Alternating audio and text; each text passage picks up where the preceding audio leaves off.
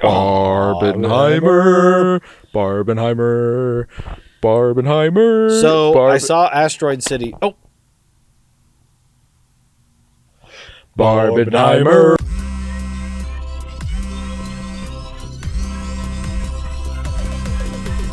You've reached Hall in Mockery.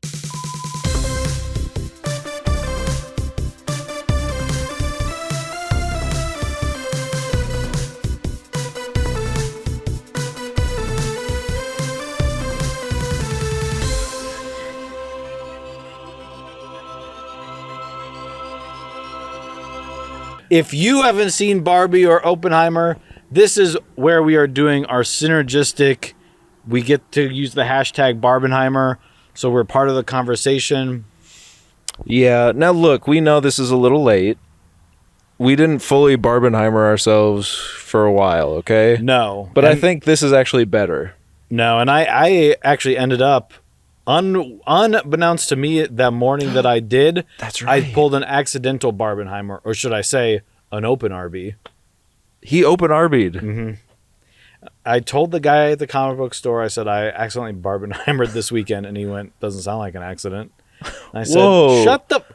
This guy hates you. It was an accident. Yeah. You want me to explain it to you? I will explain it to you, loyal listener, as we get into, and it has been a while, but all the fervor has died down, right? Well, although these movies keep making money, hand over fist, the people are saying, "One ticket to Oppenheimer, please. One ticket to Barbie, please." And you're like, you only want one. You have your whole family's here. Mm-hmm. Do you know there's boobs in this movie? That's okay. I wore black to Barbie and I wore pink to Oppenheimer. I don't care what's in the movie. Yeah. Just that I'm wearing the opposite clothes. Oh shoot! I was gonna wear my little hat Well, you can get it to be an Oppenheimer. I'll go get it and then I'll snap and then you'll have a hat on. It don't fit with the head. You would have had to cut holes in it. I would finally have a reason to have bought a hat. Yeah. So, do you want to talk about your experience, or do you want to talk? Should we just get into it? We'll talk about our experiences because it is the movie experience of the year. And no, we're not talking about. Hold on, I got it. We're not talking about Barbeg 2: The Trench, and we're not talking about Saw Patrol. Since now every movie that comes out, movies have come out every single Friday of every single month of every single year. Yeah. For the past 100 years, movies have come out. And now all of a sudden... Longer! Comedy and a movie that's kind of a drama. So now everything has to be that. We're going to go see Paw Patrol and Saw. Why? Why are you going to do that?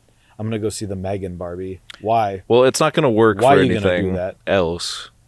Because, I mean, I get the appeal is you have two filmmakers that are unique, mm-hmm. and film people got excited about it because Greta Gerwig, she's made 2 movies. Chris Nolan, he's made like 5 or 6 movies, half of which I don't like. This, yeah. This is film people talking, okay? Not us who like everything because we're dunces. Doing, doing, doing. But, some people would call them auteurs. Some people would call them auteurs. Which I like. Did you ever listen to Chris McQuarrie's 3-hour part 1? Not yet. I have to subscribe with my Great British Pounds. I think it was on that where he was like, auteur theory is bullshit. I like that. I kind of like that too. I was like, this guy just wants to make a movie. I appreciate that. I took a class on... I think it kind of is, right? Well, here's my thing. I took ahead. a class on Edgar Wright in college because I like to waste my money. A guy whose movies I already know I like. And then the whole class discussion was about we're gonna discuss if he is an auteur or not. Right. And then you get to Scott Pilgrim and everyone's like, well, he didn't write, I mean, it's not his story. It's based on a comic book. So they're like, so he's not an auteur? And you're like, I don't think so. Well, the visual styling is similar to everything else that he does. Like, but he writes and directs everything, but is that an auteur? And the whole class kind of just ended with like maybe. So like, who cares? Who I cares? got It's one all- credit or whatever. I just thought he's like, I ripped Shaun of the Dead for you. Go watch it.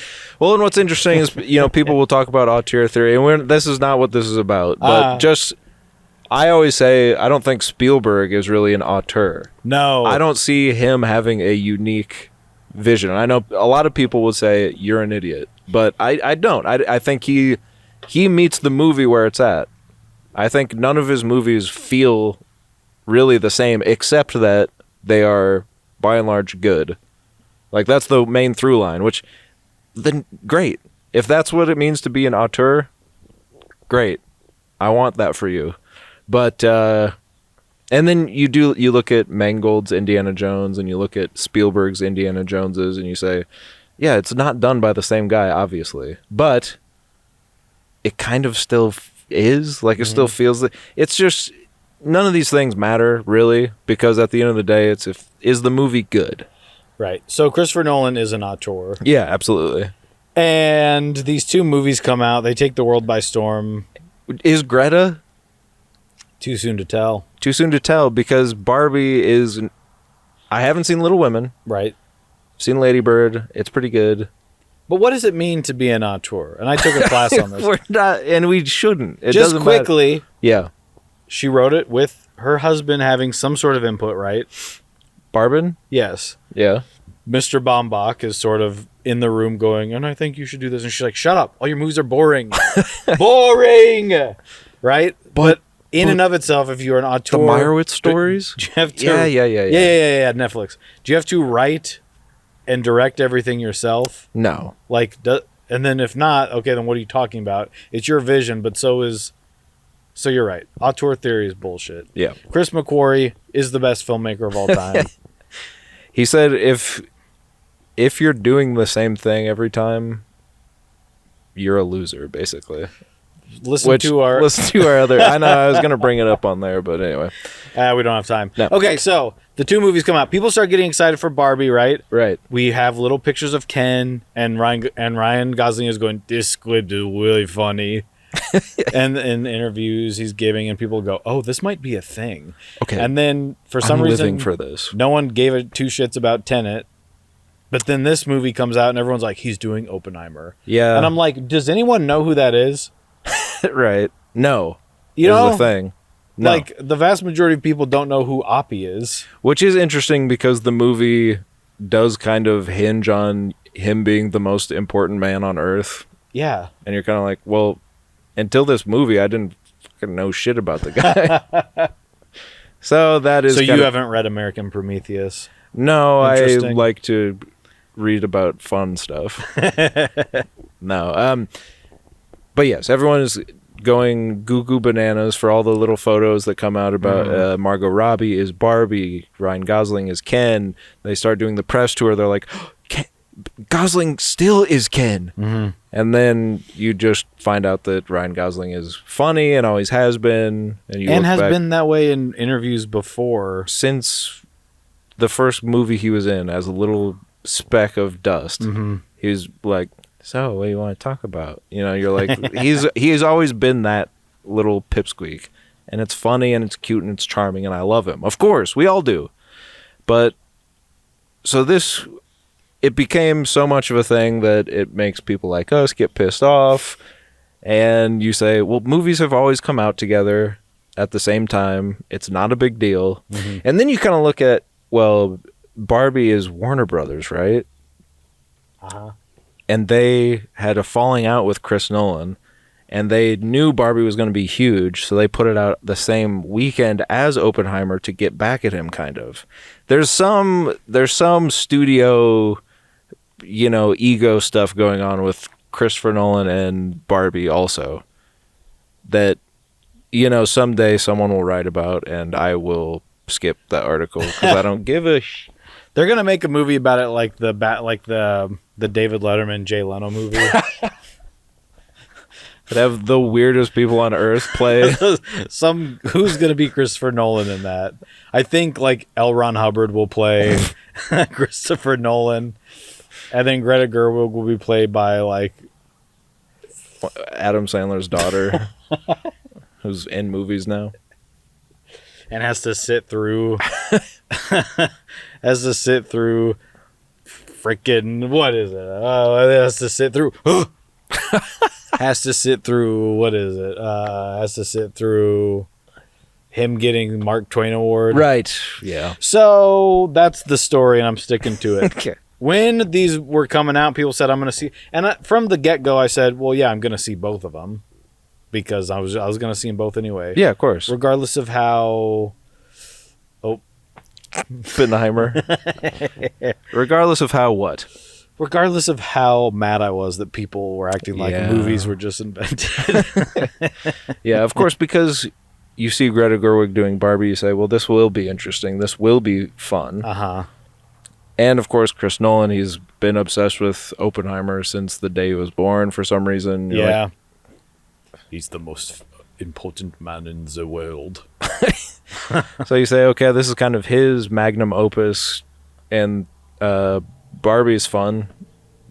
So, so you go, and, of course, Barbie appeals to all varietals of human. Not true. Oh.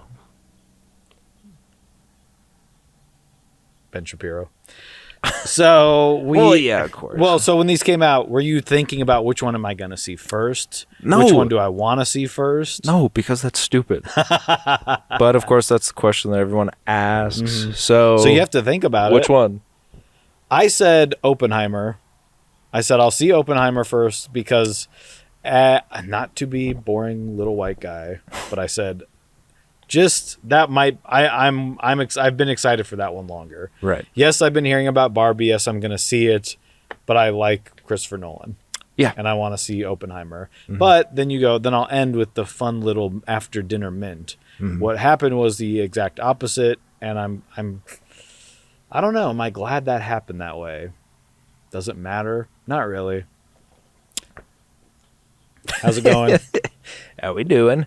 But didn't you then accidentally see them the reverse order? So, or the way that you wanted to? Went and saw Barbie because Oppenheimer tickets were also because of this whole thing. All of a sudden, theaters, to an extent which I haven't seen since the last Harry Potter movie came out. Yeah. Theaters are being sold out. Which does kind of, and I know it's a bad thing to whine about, but it's like when your favorite band, like little indie band, gets big and you're like, well, I liked them before.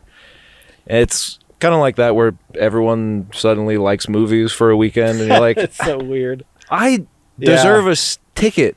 I've been funneling pounds and pounds, Pounds and pounds. English, Yeah. per currency, Well, to the Empire podcast. pounds and pounds into the movie industry by buying your $20 popcorns every week, by buying your $20 tickets every week. I've seen Mission Impossible twice. I shouldn't have, but I did. I saw Indiana Jones twice. Yeah. I shouldn't have, but I did. It's the year of twices. And so then everyone's like, oh, I love movies now, and they're taking videos of the screen and they have their phone out to and they won't shut the hell up. to prove that they're at a movie. It's like, Yeah. it's been here the whole time. You can do this whenever. You can go to a movie. I'm at the movie. It's not Disney. Taking photos outside of I'm gonna go take a photo outside of Jungle Cruise, the little standee outside of the Jungle Cruise. I should have done that 2 years ago when I went to see Jungle Cruise on opening day. Yes. For no reason, just because I wanted to go see a movie. And for I know it sounds stupid. I know I'm whining, and I know. There's a picture of you online, I believe, dressed like a Nimbus 2000 for the Yeah, last there Harry is. Potter movie. Yeah, there is. And And my then girlfriend dressed as a golden snitch. what happened to her? I'm not sure. So I say, okay, Oppenheimer's going to happen at some point, but the seats are bad because I want to go to the IMAX. I want to see it the way Christopher Nolan says you have to see it. Yeah. I try to find it on film, no dice. No. I go to see it at the IMAX, but because that's a while away, that Thursday or Friday, I go, you know what? I want to see Barbie.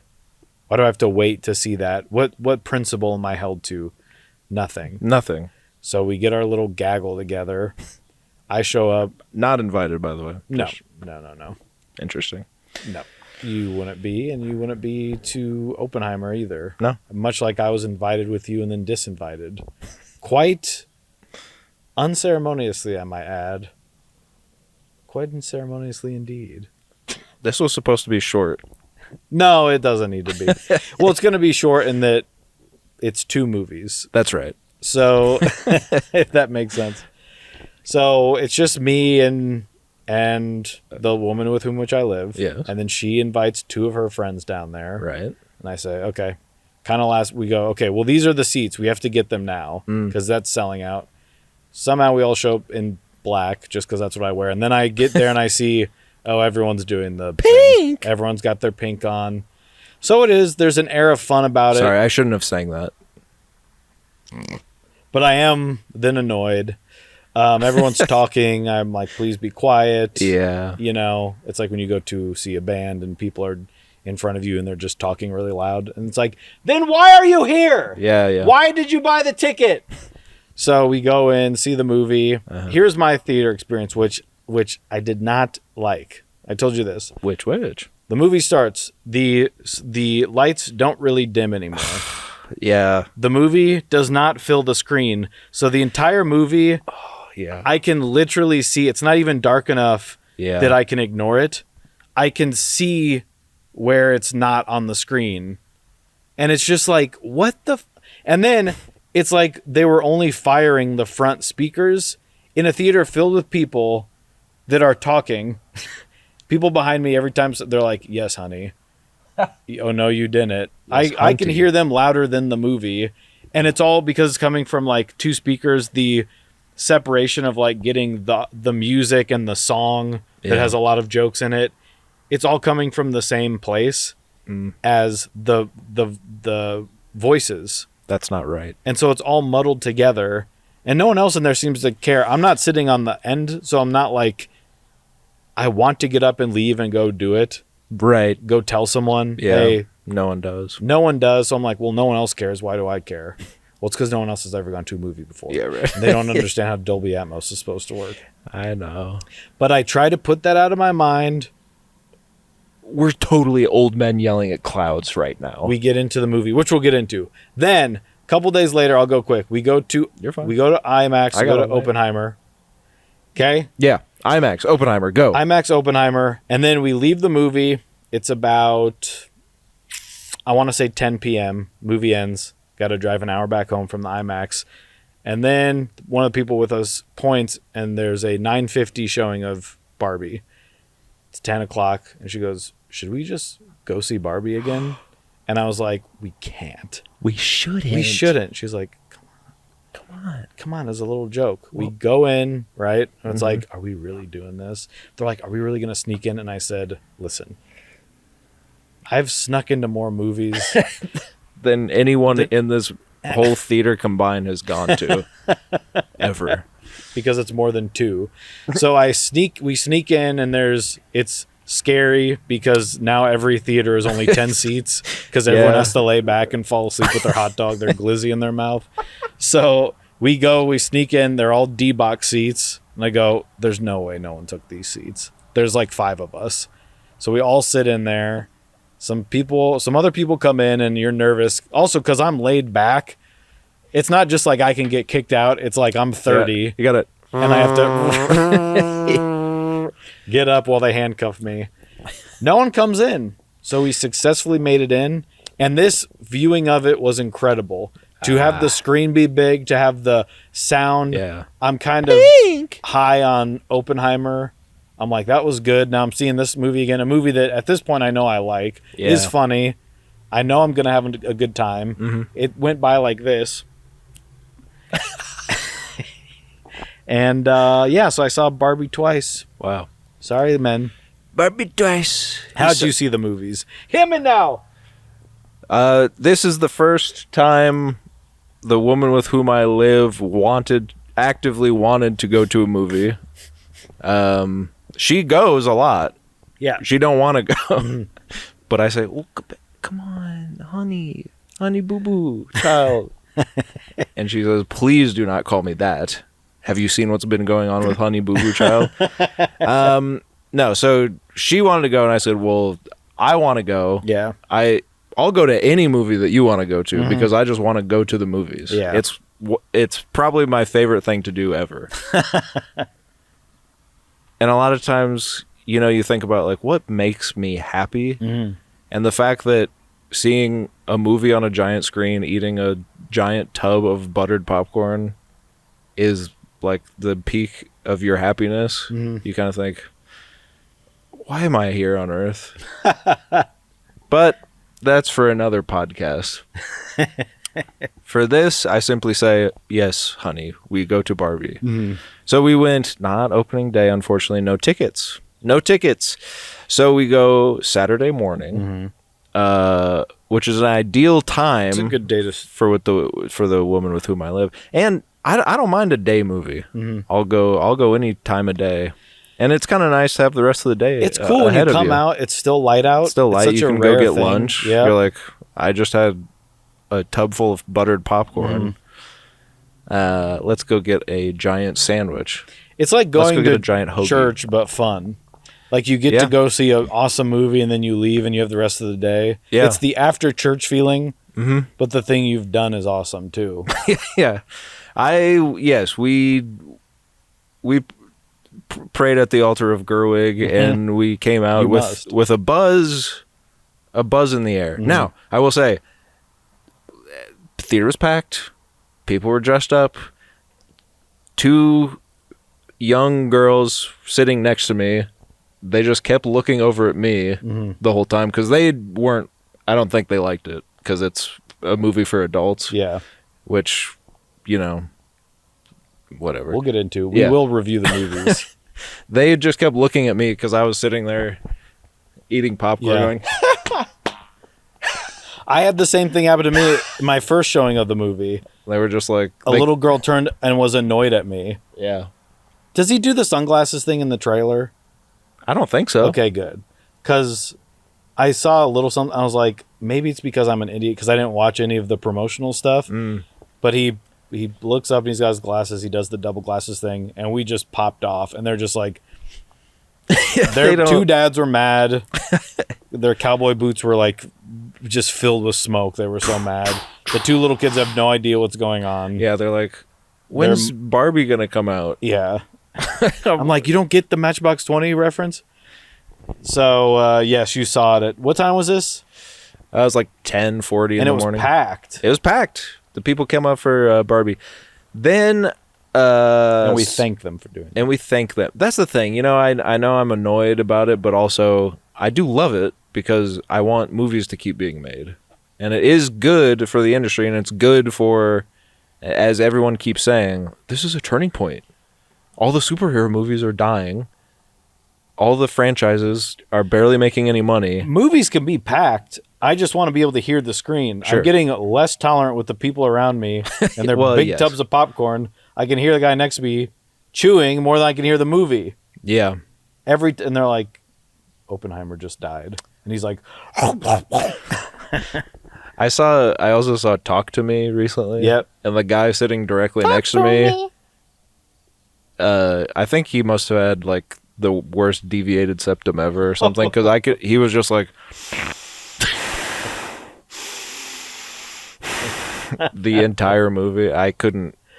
That probably affected what I thought of the movie because I couldn't concentrate because I was just counting how many breaths this guy was going to take. Anyway, so then we go to I go to Oppie. Yeah. And I was going to go with you, but turns out there weren't no more seats. Crazy. So, and this was just like 2 days ago. Yeah. So you're fresh off the Oppenheimer boat. I'm fresh off it, and I got to say, I'm glad I didn't see them one after the other because... I needed time with both of these movies. I think you're doing both a disservice to have seen them one after the other.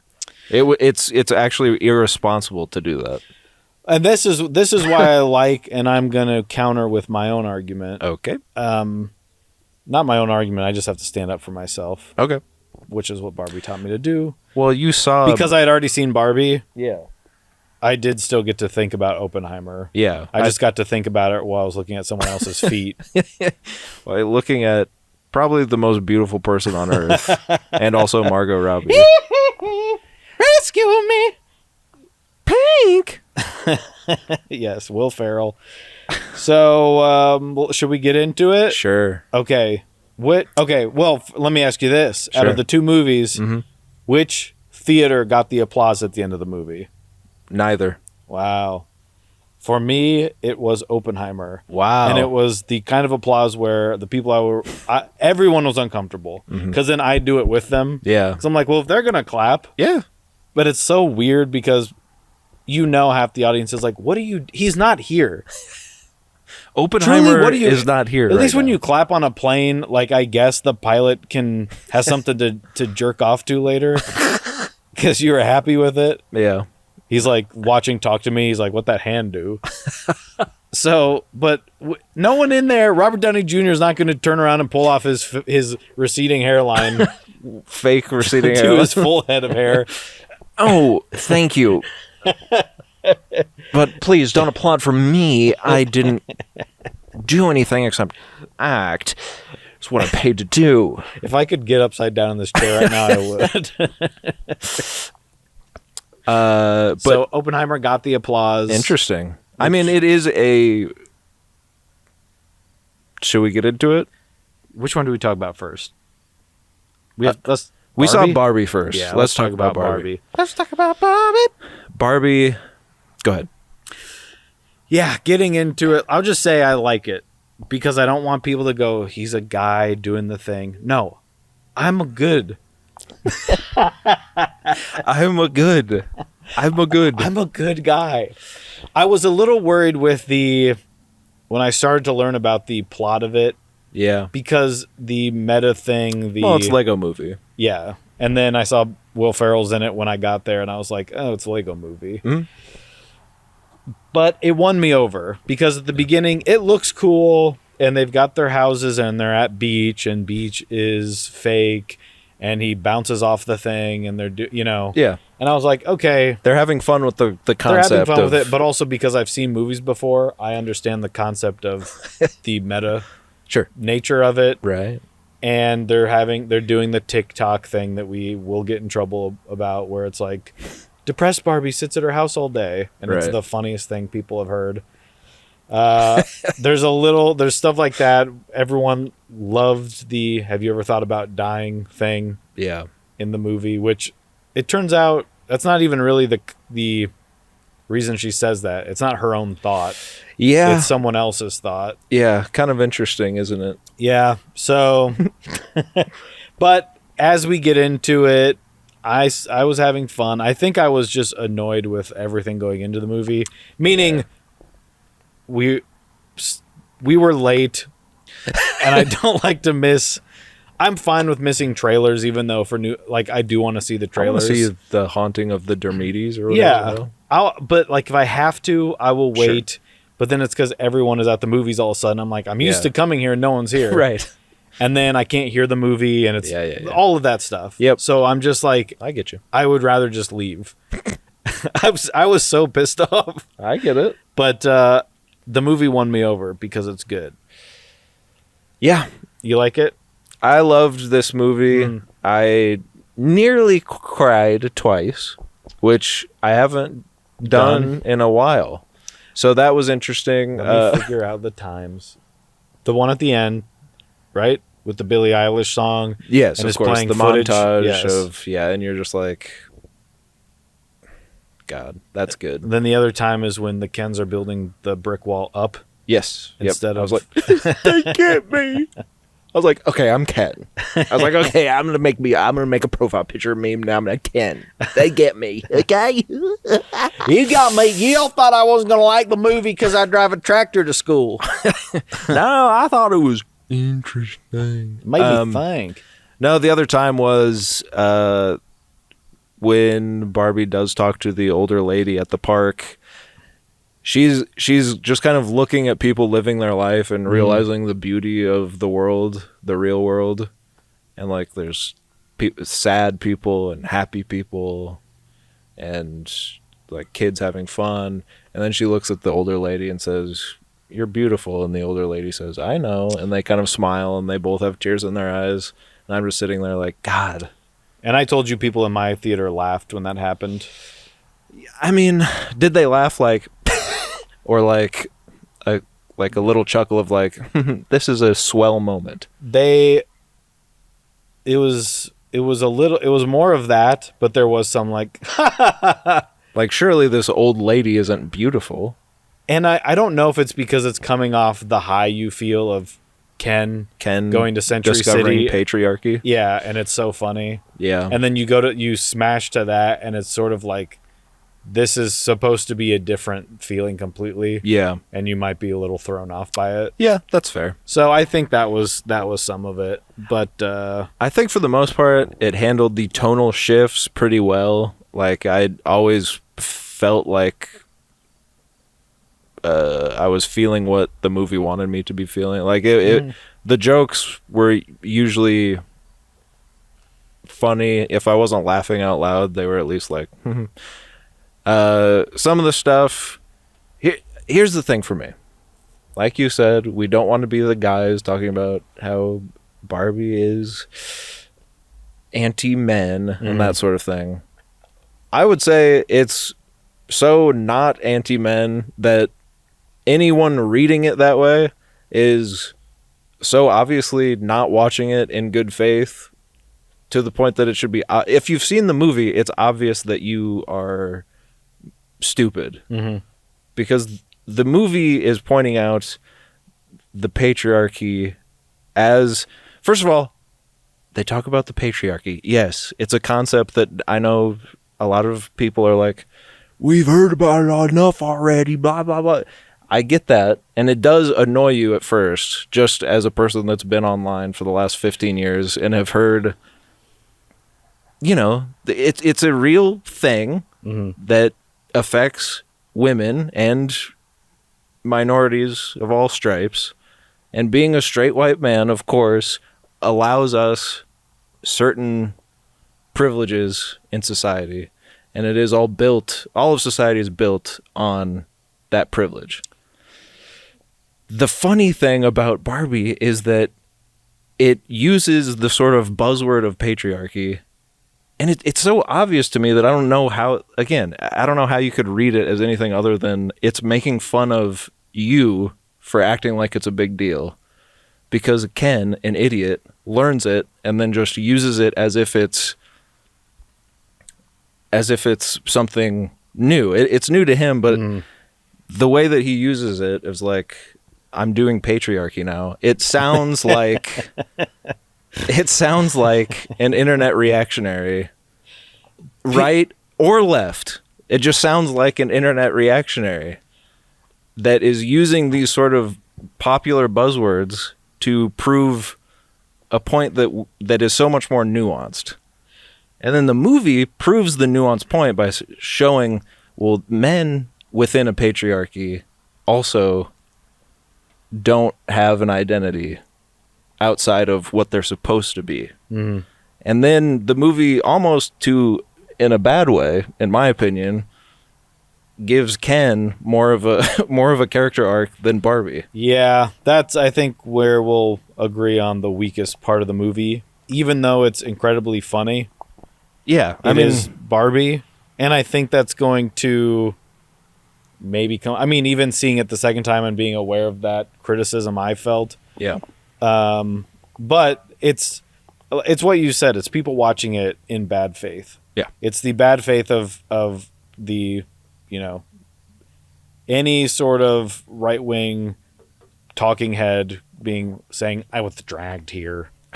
I had to go see it. And then being like talking about the beach off joke. I'll beat you off. I'll beat you off. They're mad about like anything they can be mad about that in any other movie is just a joke. I was mad about that because it was unfunny.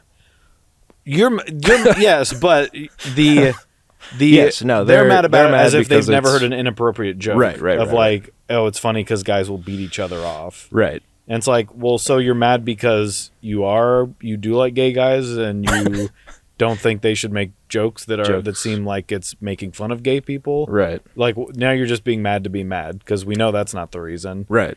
So they're mad about that. I think that was one of those jokes too where I was like, okay, where I was still kind of in my annoyed state. Yeah. And it's just it goes on too long, and you're like, it's kind of like barely even a good pun. Well, because the more they say it, the less it makes sense. Yeah.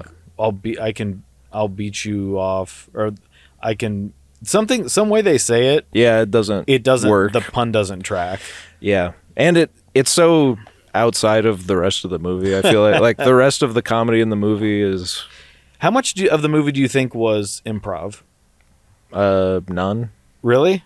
Maybe some stuff. I think No. Well, I know for sure there actually is some. Oh, okay. And one of my favorite parts of the movie was improv. is it.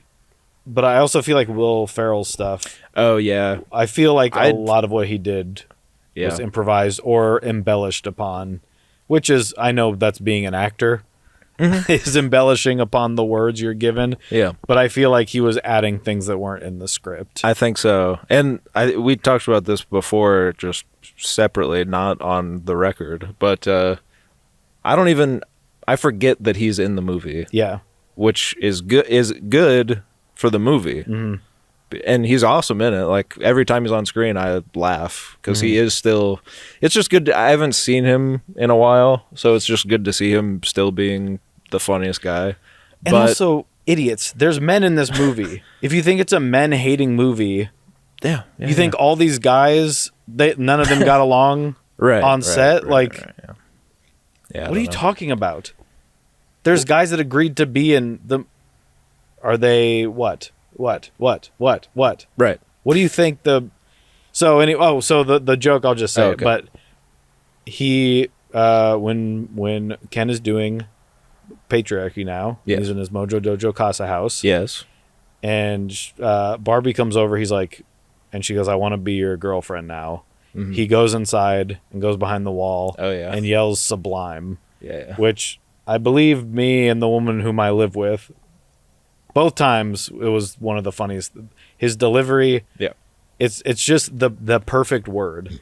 And there was an interview they did where they're like, what did you improv? Yeah. And she was like, oh, Ryan did this. He just kept doing a bunch of different things behind the wall. And the one the editor went with, Yeah. rightly, was when he yelled sublime. And they're like, do you remember any other ones? And he was like, it was all a blur.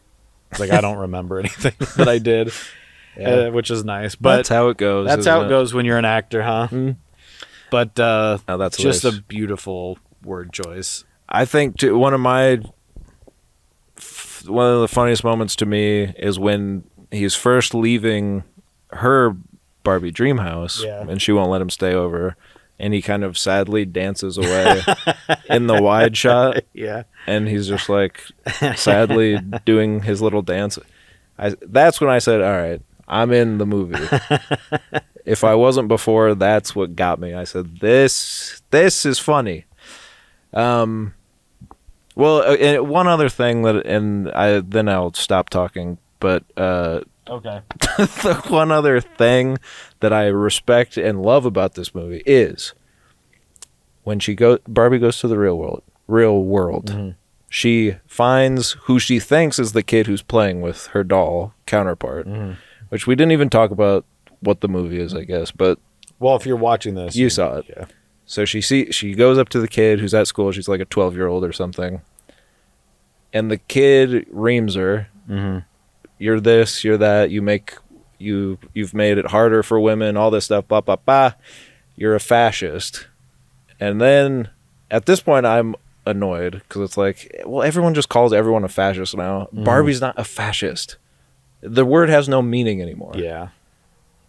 And then later, Barbie is crying and she's like, I don't control the railways and the means of production. Mm-hmm. And I say, you're back on, movie. Because, and that's, again, with the patriarchy thing, it's pointing out these, like, the good-intentioned sort of misuse of how the world works. Mm-hmm. Like, this girl has good intentions, and just like so many of the people that talk about stuff like this online and otherwise, they have good intentions, but there is a sort of a lack of true understanding of what it means to be in the real world, Mm-hmm. where this 12-year-old spouting all this stuff is like, she's heard all this stuff at school, on the internet, whatever. But when you actually look at what it means to be these things, it doesn't line up with reality. And it's funny. And then to juxtapose that with Ken learning about patriarchy for the first time, it kind of, at least to me, that's how I read that joke of Barbie. Like, Barbie knows what a fascist is. She knows that, at least she thinks, I'm not a fascist. Mm-hmm. So her coming to the real world, everything is backwards anyway. But even like words don't have the same meaning anymore. But it's kind of actually just like the real world, isn't it? That words don't have no more meaning. Yeah, anymore. because when the kid does that, it does. I was sort of worried about the one note. Yeah. Well, she's the person that's mad at kind of spouting out the stuff that's been said about Barbie dolls, right, for a while. That also I don't agree. I'm like, the doll did not set women. It's like this and this. Right. I know it's a fantasy movie, but some of the stuff of like, I'm Barbie and she's like, you're my doll, and then she just goes into spouting this stuff that she hates about her. I'm like, right. So you just believe her? Yeah. You don't just assume she's like a mentally ill person, right? That has come to your school. But then she does think that later. Like, she's like, oh, I'm glad they got rid of her or whatever. Yeah, there's just weird little. Some things don't have, like, the way they have to get to the real world is just sort of, we need to reference 3-4 different things that you have. Yeah. And up to that point, there's a sort of a play on the hero's journey where she's like, Weird Barbie's like, you're supposed to pick, right? You're supposed to pick the other one. You're supposed to want to go. And she's like, well, I don't. But then I was like, I feel like all this stuff is just happening to her. It's not like she's choosing anything for a while. Like, seeing it the second time, especially, I just felt like we're almost getting a summary up to where we need to be. Yeah. Where it's like, she's happy, says the thing about death. Oh, you need to go see Weird Barbie. She tells her she gives her a big expository thing, tells her you need to go to the real world. And everything just sort of happens to her. And I think that plays into the character arc of Ken, who sort of decides to go with her, and he's getting more, like you said, of a character arc than her, because then she comes back, Ken has taken over, she lays on the ground and gives up. Yeah. Like, I know I'm going ahead a while. That's all right. But it's sort of up until the end, and then she decides she wants to be human. It's just sort of like a very passive character. Yeah. Which is just a very strange... it's a very strange thing, I think. There's some meta commentary that you could apply that, like, because we do, once Barbie and her counterparts in the real world come back to Barbie world, America Ferrera gives a big speech about, like, we have to be perfect, but we can't actually be perfect, and all this stuff. And she kind of lays out this the sort of female experience in ways that have been said before, but it's kind of a nice, succinct sort of encapsulation. And then she says, if all of that can be true, if sort of all of this hem-hawing and caveating of, like, I have to be pretty, but I can't be too pretty to be overpowering, and I have to do this, but I can't be that. I can't be too much of that. And then she says, if all that is true for even a doll, I don't even know what we're doing here. Which kind of is, to me, again, the sort of thesis of that reaction to the real world Barbie in our real lives of, like, a Barbie doll is actually not empowering. It's actually bad for girls. But then, some girls have the experience that Barbie was empowering, and it did make them feel like they could be anything. All of these things. Okay, so the fact that Barbie's movie isn't even necessarily about Barbie. It's about the self-actualization of everyone else around Barbie. There's something there. I think so. I think there's an argument to be made. Yeah, Not there as is. I mean, that could be very much like you're saying, an idea you're having that when they made it, they didn't think that. But I think all actual good art should allow you to have these thoughts. Yeah. Whereas I don't think that for most movies. I don't ever have to reconcile with most movies. Yeah. Well, and then with some of this stuff, did you feel? But maybe it's just kind of bad. That's okay too. Were you worried about some of the guys around you in the theater? What? That they would get too not excited? worried about them, that you knew there was going to be like this backlash of discourse. Because I could tell with the two guys sitting in front of me, they're doing the patriarchy jokes and then reversing the roles and then talking about you can't be perfect, but I could just see sort of what has kind of come out of it a little bit. I was like, oh, this is going to be You thought they were going to riot? Not right there. They were going to go into their truck and put their sunglasses on and start yelling into Facebook Live about it. Yeah. Well, it is interesting because I think a lot of haters have fueled the ticket sales also. Because people are like, I gotta see what this making me so mad. I gotta see why it's making me so mad. Because I don't even know why it's making me so mad. I wish I could remember his name. He's one of these right wing. Sure. He's not Louder with Crowder. And he's not eating the chowder. Which ones are you subscribed to? Louder with Chowder. Matt something. Matt. The guy with a beard. Oh, Matt Walsh. I believe so. He was going on his little diatribe about it. Sure. And at some point, about 3 minutes into the video, he goes, and no, I haven't seen the movie. I don't need to put whatever he said. He's like, I don't need to put my winky in a mousetrap to know it's going to hurt when it snaps. Or whatever he said. I'm just like, then this hour-long video of you is null and void, baby. Well, that's so much of their... Because he's like, I don't need to see it to know. He's like, so he's just going off of what he's heard from other lunatics. From his boss, Ben Shapiro. Yes. I'm just like, and then people are watching that and going, yeah. Well, that's, I'm not taking my daughter to it. Of course. Shut up. And the thing of it is probably you shouldn't take your daughter to it because they're probably not going to like it. At least from the theater I was in, barely any of the children that I could see were enjoying it. So that's it's an interesting... Barbie is a children's toy. My air conditioning just needs to... Hold on. Let me just shut the blinds. Okay. There we go. There were a lot of kids in the movie. Yeah. Theater. In the theater. No kids in the movie. Well, there's a couple kids. There's one kid that goes, don't talk to her. And then she goes and talks to her. Right. And she's like, I told her not to. And I'm like, what is this? Why'd they do that? So, a lot of kids in the theater. I think a lot of parents... And, dads and moms who were like, I thought this was going to be a kid's movie. Yeah. And I'm like, that's kind of on you. Yeah, you're a dullard. You don't know who Greta Gerwig is? Do you really think there's a massive fervor amongst the liberal elite for a kid's movie? I don't think so. Well, they actually aren't trying to indoctrinate Oh, that's right. Well, never mind then. So, what do you think of what do you think of Mattel's choice to kind of let her do her thing? I think it's the smart choice. I think all properties should do this.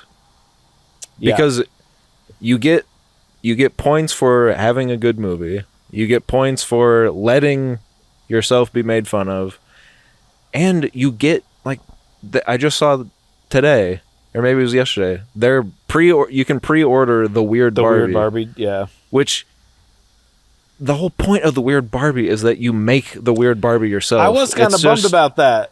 It's insane. I know they're going to do the characters from the movie, but I'm like, you're supposed to draw on her face and cut her hair. That's the fun of it. You go buy a $5 Barbie at the dollar store, and dollar stores charge you $5 now. It's just insane. But you go buy one yourself and you make it yourself. That's the fun of it. So it's kind of weird, but people are pre-ordering it. I think they were selling out. But they sold out. So you get all the merch. You get all the merch sales, and you get to be subversive, but you also still get all of the money that you possibly can. It's a win-win for everybody. And now they're going to be making Bop It the movie, which we came up with on this show 2 years ago. And they're going to be making Polly Pockets the movie. And I guarantee these people that are mad are not either haven't already bought their kids a Barbie. Like, they already just haven't for some reason. Yeah. Or they have, so they've already lost the war. Or in like 5 years, they're going to buy their kid a Barbie. Sure. It really doesn't hurt anything to do this. It sort of pokes fun at Mattel, like you're saying. But it lets them do it in a cool way. Like, the Mattel logo is the censor beep. Yeah. Ah! Ah! And I just read a thing that, like, Mattel's board is actually, like, 7 men to 5 women. But in the movie, it's all men. It's all men, yeah. So it's kind of interesting. I don't know if that's true. I think I just read that on the internet. So well, I also was told that the old woman in the movie is Barbie. and it's not true. And it's not true at all. No. But, so there's a lot of, what do you call that? Fake? It's just people just say stuff now. Yeah. And then people believe it. Yeah, like me. It's like when someone told me Katy Perry was Zooey Deschanel's sister, and I just repeated that forever. You hit like and kept scrolling. No, that was back in before the internet. Holy crap. Was it in the newspaper? Yeah, people were telling me that. Read all about it. But no, for the most part, I love the movie. I think, yeah, everyone is great in it. Margot Robbie is, like you said, she doesn't have as much to do that I kind of was hoping she would have to do. You know, it should be her movie, but a lot of times, I'll say this: a lesser actor would have been forgotten and have the scene stolen from every single time, because every other character is also great. Like, this is the funniest that Kate McKinnon has been to me in a long time. Ryan Gosling, always funny. He steals the show for most of it, which is also kind of a bummer. But I mean, Margot Robbie does just, she's up here. She's my favorite actor. Well, when you have her right now doing what Barbie's doing, and then Ken's thing is sort of like, be a dumb cartoon man. Yeah. You know, like, of course. It's always the easy part. And I think being the straight man in a comedy duo is actually the hardest part. He keeps doing this, and I'm not sure what the goofy sort of sidekick guy that can just be like, and he keeps doing this to me. He keeps looking at me when he says it. The goofy guy, yeah, you get the easy laugh, but the straight man has to hold it all together. Yuckle. Who the goofy guy? Margot Robbie's has a cameo in another movie I just watched, a short little cameo where she surprises you. Whoa. And it's one of the best performances in the movie. Whoa. For like 3 minutes. Can you tell which? No. What the hell? She shows up in a movie for like 3 minutes, kind of near the end, and and it's a great little scene. So she's good. Asteroid City, isn't it? But Ken is doing all the things, and I believe he asked if anything should be believed anymore. He's the one that sort of petitioned to have the "I'm Just Ken" song in the movie. Sure, I believe it. Mark Ronson had written it for Greta Gerwig sort of as a joke when he was doing the music for the movie. He sent her this as sort of like a funny, like, because Ken's stupid. Right. She had played it for Ryan, and he was like, it has to be in the movie. And it becomes, and then I'm like, that sort of adds to the tipping of the scales of how much we're seeing. Yeah, then it becomes, because it's playing through the whole fight scene. Then it's a all about 10-minute the sequence. Kens. Yeah, interesting. So it's interesting. I also read that they cut a fart, like an entire fart musical number where everyone was farting. So I'm glad they cut that out. I'd hate the movie if that happened. Yeah. So interesting stuff. But no, at the end of the day, I think what the movie says is very beautiful. Mm-hmm. I like the sort of idea that I don't want to just be the idea. I want to have the idea. That's powerful. You know what I wish they would have done? this scene at the end where she goes, "Oh, Barbie, if you become human, I have to show you what that means." They play the video footage, and you're crying and you're crying. Mm-hmm. She's like, I would be like, I can't let you become human without showing you what it means to be human. Right. And then she just shows her a bunch of like families having fun. Right. I was waiting for, because you see people young and you see some older people, and I was like, oh, they're going to show her sort of the cycle of life and like that she will die. Yeah.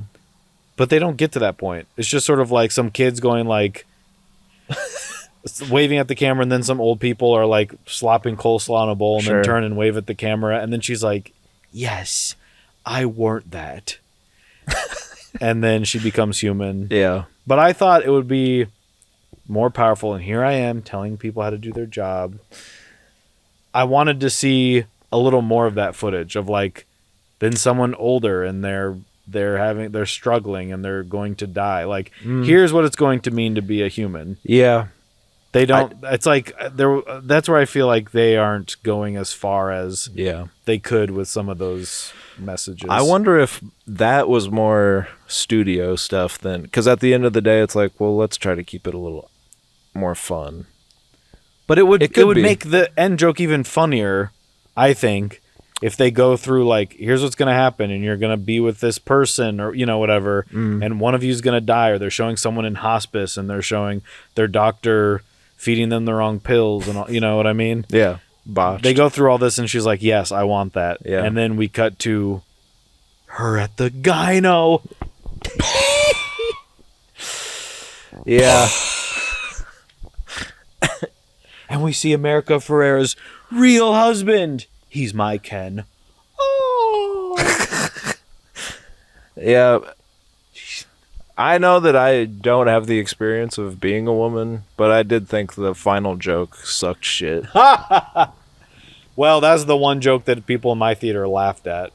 No, they laughed at more of it, but it was one of those women thing. Like, it's like, that's why I thought it was like, here's the beautiful, here's what it means to be human, and then she becomes a human. Yeah. The joke that I didn't like more than that was, that's a very sweet moment that happens. Billie Irish is going, and then Helen Mirren goes, so she traded the plastic fake world of Barbie for the plastic fake world of California. Right. Los Angeles. Right. And I was like, you're trying to make it so she's in the real world. Like, yeah, it doesn't make sense. Then they just turned it into like, now she lives with a bunch of it's phony assholes too. Yeah. I didn't like that either. So the movie kind of falls off a giant cliff at the end. Yeah. And it basically sucks shit. Yeah. But other than that, it's a great movie. Like I said, I saw it twice, and I had even more fun the second time. Yeah. And I will say though, again, I was thinking about the movie and what it really was doing days after I saw the movie. Yeah, and which is really nothing. Yeah, I think it was a lot smarter than most people give it credit for, and I think people are giving it credit for being pretty smart. Can I ask you something before we have to move on? Sure. Before the sun completely goes down. Sun goes down. What did you think about when she apologizes to Ken at the end? Bad. See, isn't that a little? Doesn't it feel like they needed to do something quick? Yeah, it kind of felt like, well, that sucks. Because he's sad. He's like, I need you to exist. And she's like, I'm sorry. I should have paid more attention to you. That's when it which is the real world thing. Yeah. Of, see, guys need this. His ego has been hurt, and she has to apologize for hurting his ego. Yeah, it harkens back to America Ferrera's speech, which I get, but I'm like, I agree. As a character thing of like, well, so you don't get anything, and then you go to the real world and you have all of the shitty problems of being a woman in the real world, but we don't get see. I thought what you were gonna say, and this is kind of what I thought. During the Billie Eilish montage, it's what I was made for, or whatever the hell. I thought maybe we'd see her, Margot Robbie, as real world Barbie, having these experiences. Is that what you said? No, you just said you wanted to I was see just people saying I die. wanted to. Yeah, I wanted to see because Like she a says dead body in a I can't coffin. let you do this without Yeah, yeah. letting you know what that really means. Right. And then she just shows her basically Barbie world, but with old people. I would have Should liked. be halt. I would have liked to have seen Barbie herself having the experiences, so she does fully understand, like, and just as an audience, so we get to see, because that end moment where she's at the gynecologist, it would have been silly if she was just applying for a job. For one, because she's in LA and she is the most beautiful woman on earth. Yeah. So she could easily just get a job being the most beautiful, Being Margot Robbie. Yeah. So there's that, and they even make a point of saying it over and over again how beautiful she is. And at the end of like the fake plastic LA, like, okay, so she will only be looked at. Right. She won't be like. That's where I'm like, giving you credit just for made being a point, and now you've, for some reason, had to tack a joke on that sort of. That sort of negates everything. I that wanted you just Ken said. to go to the real world with her. Yeah. I know they're not dating. That's fine. He can go. Yeah, I don't know, but. And then she goes to the gynecologist. You're like, yeah, but that kind of feels like she gets the shitty end of the stick still, which again is sort of the point. Just not Ken's. Right. That's sort of the point, because women often do have to put up with a bunch more shit. But you just wish you get to see her having the good experiences too, because we don't really get that. Anyway, I know from what I've read, though, some women see her. You sound like such an idiot. From what I've read, women like Barbie. Some women. Oh no! This idea has resonated with some women. Yes, not all. Hashtag not all women. That her apologizing to Ken is the most authentic thing in the whole movie, and I think she, when she returns to Barbie world from the real world, she is already becoming a real woman. And in fact, she already is a real woman by the time she decides to be That's depressing. going back to the real world. She's already made that, but again, it still feels It just feels like there's not enough there. Yeah, in Barbie world, where there's this sort of the general idea is the reversal of roles, then it should track that it would be Ken maybe apologizing, and you see that as because in the real world it would be the woman having to do this, so it's not completing this general idea of the reversal of the roles, where now the men are in power, like in the real, it's the opposite of Barbie world. They're the Barbie, the men or whatever. So I don't know, it just seemed like they were trying to tie it up really quick, because he's done this bang up job all across Barbie land, and then just like she needs to apologize so that he can say whatever, and then she can leave because little lady just can't walk down the street. We need to get her to the real world. It touches on these things sometimes just in a way that feels a little superficial when it's trying to make a bigger point. So I agree. but other than that, great, very funny. Walking around listening to Push by Ryan Gosling from the deluxe version. Sure. It's a great. Whoa, did you see that? Did you see that? It was a bat. I'm become Batman. What do you rate Barbie? I can't give it anything less than. I'm gonna give it an 8 and an 8. I'm gonna give it an 8.5. Yep, it's 8.5 for me too. Woo! Yep, because it's just undeniable, really, isn't it? I'm excited for the 4K UHD Blu-ray release. Sure. With what I know is going to be a basket full of special features. I hope. Yep. It is also funny they showed some behind-the-scenes stuff online, and of them. A lot of bats out here. I know. I've never noticed that, and I'm scared. Of like the using the car on the car tracks? on the track, and it's like, and people going gaga over that, which it is cool, but it's also like that's how they made movies in 1910. So it's just kind of like, funny. Hey, what's old is new again, ain't that right, brother? People just discovered movies, and I'm happy for them. So thank you to all the kind listeners. Thank you to all the kind listeners, and to the man that I've been in an argument with online about the record company that put out the score for the movie. You're an idiot. I give you a tiny, I give middle. you a tiny one of these. People are liking my comments more than they're liking your comments. I gotta see where this is going. Going on at. So, do we have time for a little talk of a little man who made a little atom go boom? Yeah. If we can keep... Well, I'm just worried our light's going out. Yeah, it sure is. We'll sit in the dark. Okay.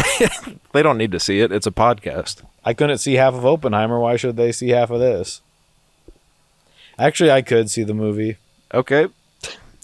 My ISO is all the way up at this point. All you can see is noise, grain. That's kind of cool. It's kind of film stocky.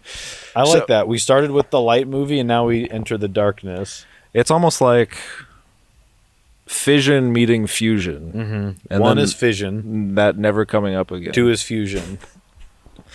I thought it was going to be like one fission, and then halfway through the movie, it would be like two fusion, and then three would be like bomb explodes because of these. But it's like the two things really quick. Yeah. And then he gives an apple a tetanus shot. 3 hours later, my jaw's on the floor. And my wife is calling me crying, saying, "Please come home. You can't be Oppenheimer. You can't be Oppenheimer." No. This movie is also great. Yeah. Let's see. I didn't see Tenet. I haven't seen the last couple Nolans, but I do love him as a filmmaker. I don't know why. I think because I didn't see them on the big screen, I feel like I'm not doing them justice. I feel like that about Dunkirk and Tenet. Dunkirk, I did go see. I didn't see it. I think. Did I go see an IMAX? It was a while ago. I think I went to the IMAX. I don't know. I love that movie. I'm turning into an old man. He just wants war movies. Where I just like I can just rewatch Band of Brothers whenever. I've been watching that They Shall Not Grow Old. Yeah. Peter Jackson thing where it's just like old just footage. voiceovers over footage, and they're like, "Well, we didn't think much of the crackers. They were very dry, but it didn't matter much. We were stepping on the Germans' heads, and we walked over, and I got trench foot." And they show people's feet like falling off. Yeah. And you're like, I'm just eating my Subway like this out of a bucket. So I love Dunkirk. Tenet, I gave it a hard time. You did on this very show. Once I got to the end, I realized you do have to see it more than once to really have fun with it. Yeah. And I think I forgot it came out during the pandemic, which is I think why.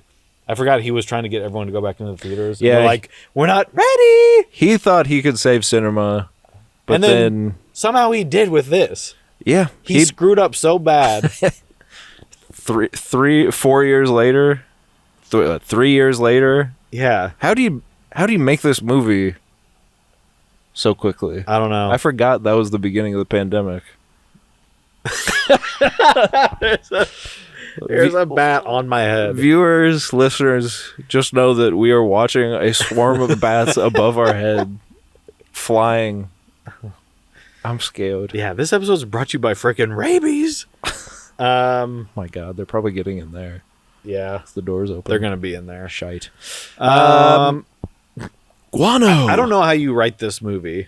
Well, in the first person, of course. Okay, and you tell Killian one almond a day. So I know that he did write it in the first person. That's awesome. That's why the movie shot in black and white and color. And that's also why you don't see Japan. So we'll get there too. We'll get there too. I did. He wrote a movie, and now I'm blanking, but he wrote The Prestige.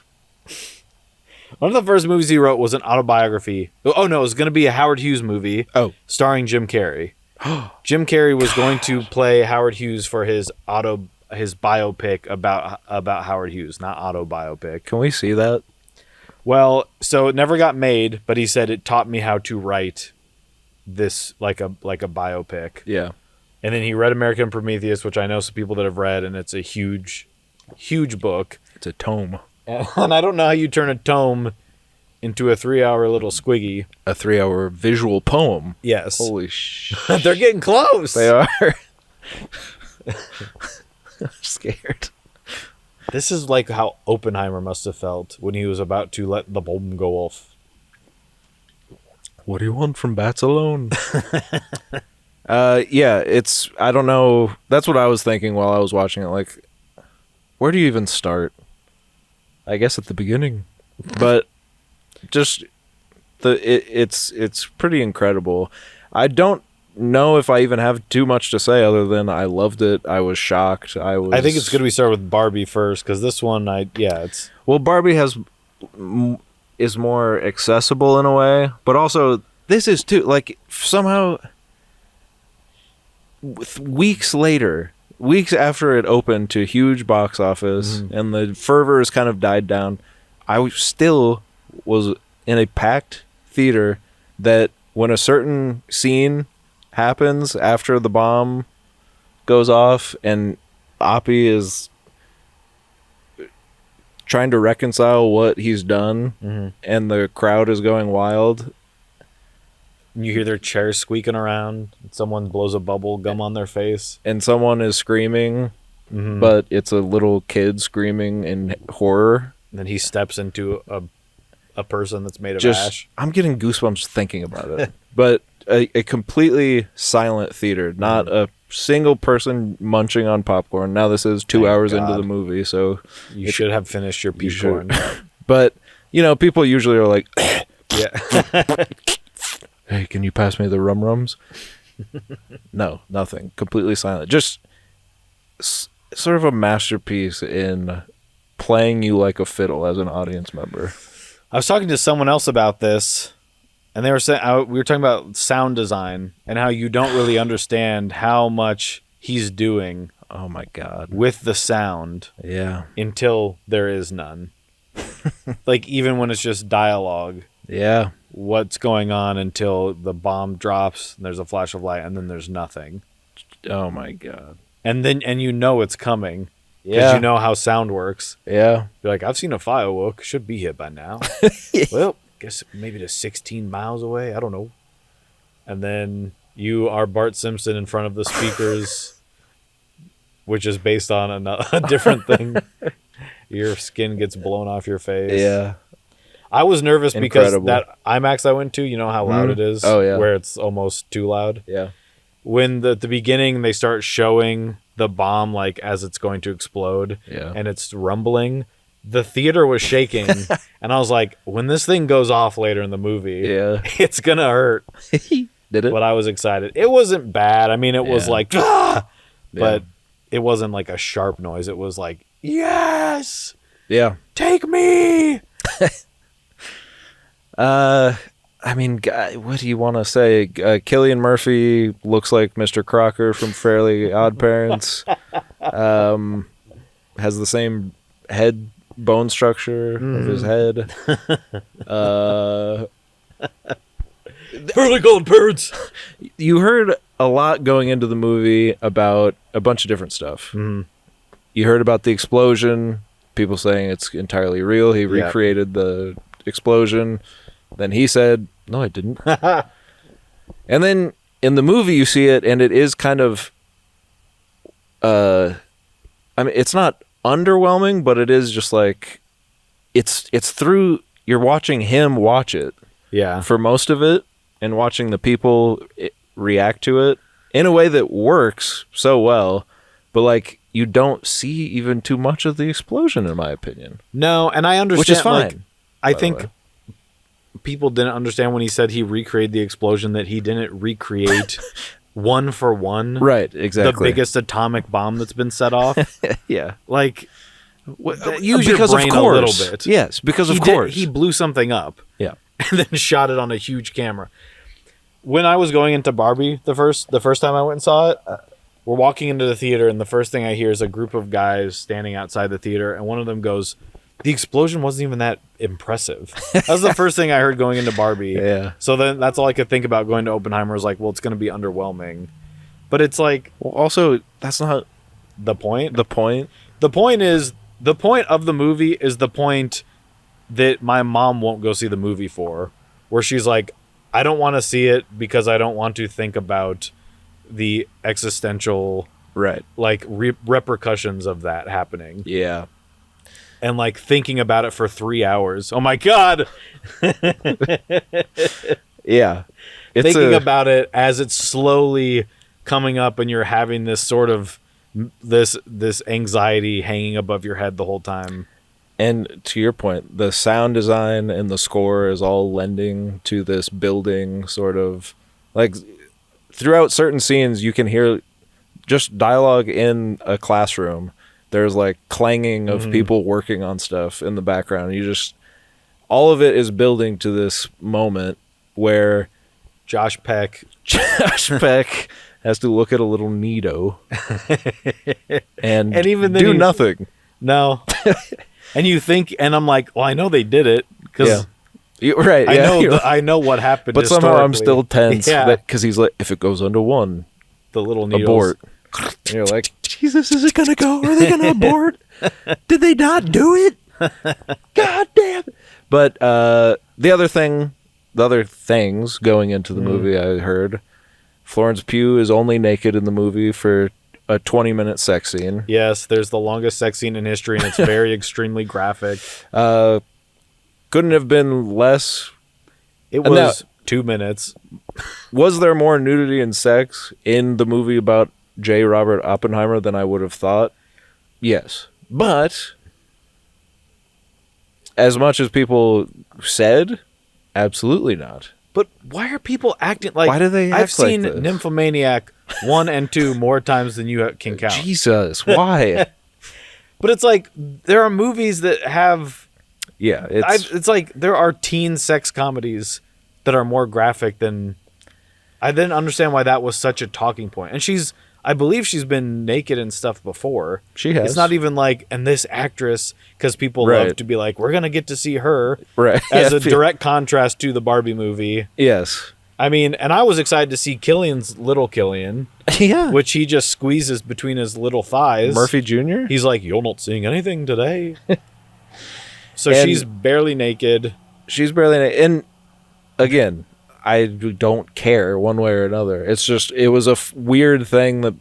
It was a weird thing to hear when I knew, like, I'm going to go to a movie and I guess there's going to be a 15-minute sex scene that might be uncomfortable. Right, especially if I'm going with my family. Luckily, I didn't. But, I mean, there is... But I could have. The scene when they're doing the trial hearings. Now, that's uncomfortable. It's shocking. Yeah. And it is a scene that is also very quiet. Yeah. And everyone around me, you could hear... You could hear pants... You could hear the pant tents rising. No. But even in that moment, I think it's warranted because it's like, it's him thinking about, I mean, it's from his wife's perspective, but it's also from his perspective of what his wife is thinking about. Exactly. And because he's talking about it in front of all these people, they're all picturing it. Yeah. And he knows that because he has to admit it. Why were you with her? Oh my God, he admitted. Oh my God, he admitted. He was with her to be sexing her. He was with her. And because he truly was in love with her the whole time. Yes. Mr. Bond. If someone is on you and they're like, read me the Bhagavad Gita. Yes. And you know they're your soulmate. Well, Vishnu bears his arms. And she's like, tell me what he says. I am become... So that's cool. I liked how they did that too because there's people, I guess, think that he said that like right after the bomb went off. Yeah. He was like walking towards the sand and he was like, now I'm becoming destroyer of Burger King. And Benny Safdie is like, what are you talking about? I'm going to build a bigger Burger King. But no, he's actually read it in a different thing many years prior. Yes. And then said it. I thought they were going to recreate when he says it like in an interview. Right. No, but no, he was just getting completely railed. Yeah. And then he does say it later again. I think as the bomb goes off, you hear his inner monologue, right? At that point. Yeah. You hear like the echo of the bed creaking. Yeah. And someone getting an O.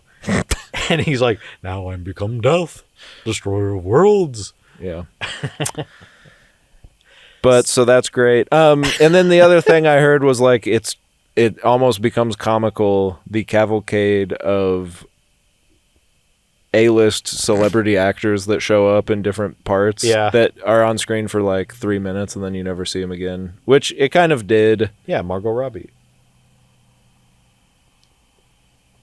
But I'm just kidding. When Gary Oldman is Harry Truman, I say that's just funny. Yeah, I told that to Wish I Live. I was like, well, good Gary Oldman. She didn't recognize him, but I was like, yeah, there's something about, and I think it's just because he just did Darkest Hour, where I also saw him play Plump. And I was like, I think he had that still. Yeah, he's probably like, can I keep this? And Chris Nolan's like, you still have the plump, right? And the glasses that go over the face and they squeeze the sides of me face. Right, yeah. But that's a great, when he's like, what do you want to do with this land? And he's like, give it back to the Indians. Yeah. And he just kind of smiles, shakes his little snot-covered rag in his face. The only thing I didn't like, now I went to Truman Elementary. Oh, so you have sort of a... I do have a weird soft spot for Harry S. Truman because they kind of, for some reason in elementary school, they were making us think he was a big-time American hero. Why do they do that? Like, I went to Hoover Elementary. Yeah. Who gives a shit? Yeah. It's just a president. It's not, it's no connection to Iowa or like they just where had to we pick are. one. Yeah. It's just, well, they just built another elementary and they're like, what's the one we haven't used yet? So the big story in elementary school was, of course, when he won the presidency, but he was holding up the papers that were already run for the opposing guy, who I can't remember now, where it says like Grover Cleveland wins, and he's holding up the picture on the paper. The next day is him holding up the paper that the other guy won, but he won. That was the big story in elementary school, and then they kind of were like, and also he did decide to do the Nagasaki. I'm the one that dropped the bomb, not you. This isn't about you. Yeah. So, I had to say, well, Harry S. Truman actually is a hero, so. And he decided to end the war for our boys to come home. That's right. Our boys are coming home because of me. Okay. Hiroshima and Nagasaki. He did right. Both. He did both. Was that conversation where, I think it was, someone says just one of them and he has to remind them and the other place. Gross. Yeah. Well, then there's the scene where they're picking. Yeah. And the one guy's like, well, not Kyoto. Yeah. Because of the Bad Religion song. He's like, not Kyoto because my wife and I think it's pretty. And you're just like, Jesus. People gasped. Yeah, I know. In the theater. Like a horror movie. Yeah. It was so. I think the same thing happened in ours. People were like, holy shit. I think I said that out loud. A lady groaned behind me so loud. And it was needed because we all felt that. But yeah, you do just kind of watch as, but the at least to me, the crazy thing about the movie is you are also cheering for him. Yeah. And because it is sort of this American exceptionalism that we've been taught and supposed to cheer for, and the movie wants you to cheer for it until it doesn't. And it works because you are kind of like it's fun. It's almost like Zodiac in a way to me, where it's like I could watch these actors talk in different rooms for 80 hours and I'd be happy. But also they're like building to something. You're like, this little thing got discovered, and then a scene in this room, and you're like, all of the other best actors on earth are in this room and they're talking about something, and you're just kind of sitting there, and it's building to something that is terrible, but also it's I feel like it wants you to be with them until you're not. Well, because the other thing is you want to see it. Well, like, sure. you want them to succeed, and because you're seeing it from their point of view of we have to do this, Yeah. sort of what's going to happen with it is being obfuscated from the, by the military. Right. We need this to win the war. Yeah. And what was I going to say? Oh, and then Josh Hartnett looks like the guy from Atlantis, The Lost World, the animated movie. Great. So he's there. Great to see him, though. Great to see him. Hasn't aged a day. He survived Pearl Harbor, I think, and then made it to this. He's Yeah. in Pearl Harbor. I think he died I in don't that. know. I just know him from Lucky Number 11, and I love that. But you do, because like the thing with you are on his side in a way that you have to reckon with. Like the thing he says to the president about, like, give this land back to the people that's not something at that point in time. Right. It was really something people were thinking about, Right. the horrors of that stuff. Yeah. And he's like worried about them after these two cities in Japan have been destroyed. Yeah. After people's skin is sloughing off and like. But again, what's interesting about that is Robert Downey Jr. kind of lays out who becomes sort of the villain of the movie. For the last hour, there is a revealing of Yes. I'm the dastardly man. But it's also weird because I think he's also right. Because he's like, Robert Oppenheimer wanted to be the greatest man ever on the face of the earth. And now you want to martyr him. And well, that's not going to sit right with me. So you can deny me the spot, but I will know the truth that he actually knew exactly what was going to happen. He's great in this. I love him so much. He's incredible. Because for so long he's done the Iron Man thing where he's become, like I am become Tony Stark. It's like I am become Ken. Yeah. It's like outside of that, he's like, hey, how we doing? Hey. And he's like flying around Right. the skies. To see him Act again Yeah. is great. And by the way, he's incredible as Tony Stark. Oh, he is. Whenever it's just one of those things where you feel like he became so comfortable with it. Yeah. I just feel like he walks on the set and he's like, all right, what are my lines? Yeah, yeah. He's like, Peggy. And they're like, that's not her name. He's like, He's it like, doesn't Potbelly. matter. Whatever. Just But to see him fix it in like post. completely turn into this other person. Yeah. Same with old Killian, which Of I haven't course. seen much of. I've seen some of Peaky Blinders, which is like the last thing I've seen him in was a couple episodes of that. Yeah. And then like Red Eye. I don't remember what else, but He's always great when he's in stuff. I'm always to excited do see this him, for but- so long, this very specific weird this character that is like so, and like I think they said this on a different podcast I was listening to too, but when stuff is shot, they kind of brought this up where it's like there are so many little things happening throughout the movie that he has to be in a different state of mind for, which is any movie really, but like to have to be in this, okay, we're almost there, like to be in these different stages of this guy's mental breakdown. Yeah. Oh my God. What is that? That's awesome. We look good. Now we're here again. Okay, that's good. For you, that's good. That's scary. Anyway. You know who? No. What I was gonna say. What was I gonna say? Because you are on his side, right? And then there's the meeting Yes. in Los Alamos where he Yes. goes in and he's like, I know Hitler's dead. Like that's how we find out Right. sort of where we are timeline wise. That he's like, I know Hitler's dead. So they're like, why are we still working on this? Yeah. If we don't do it, someone else is going to do it first. It started, getting into the Cold War stuff. Yep.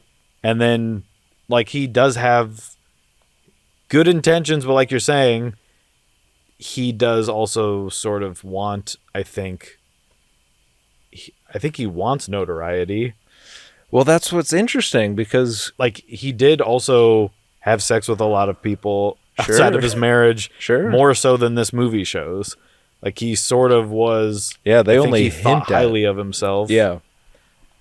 Well, that's again, and it is kind of from his perspective. So he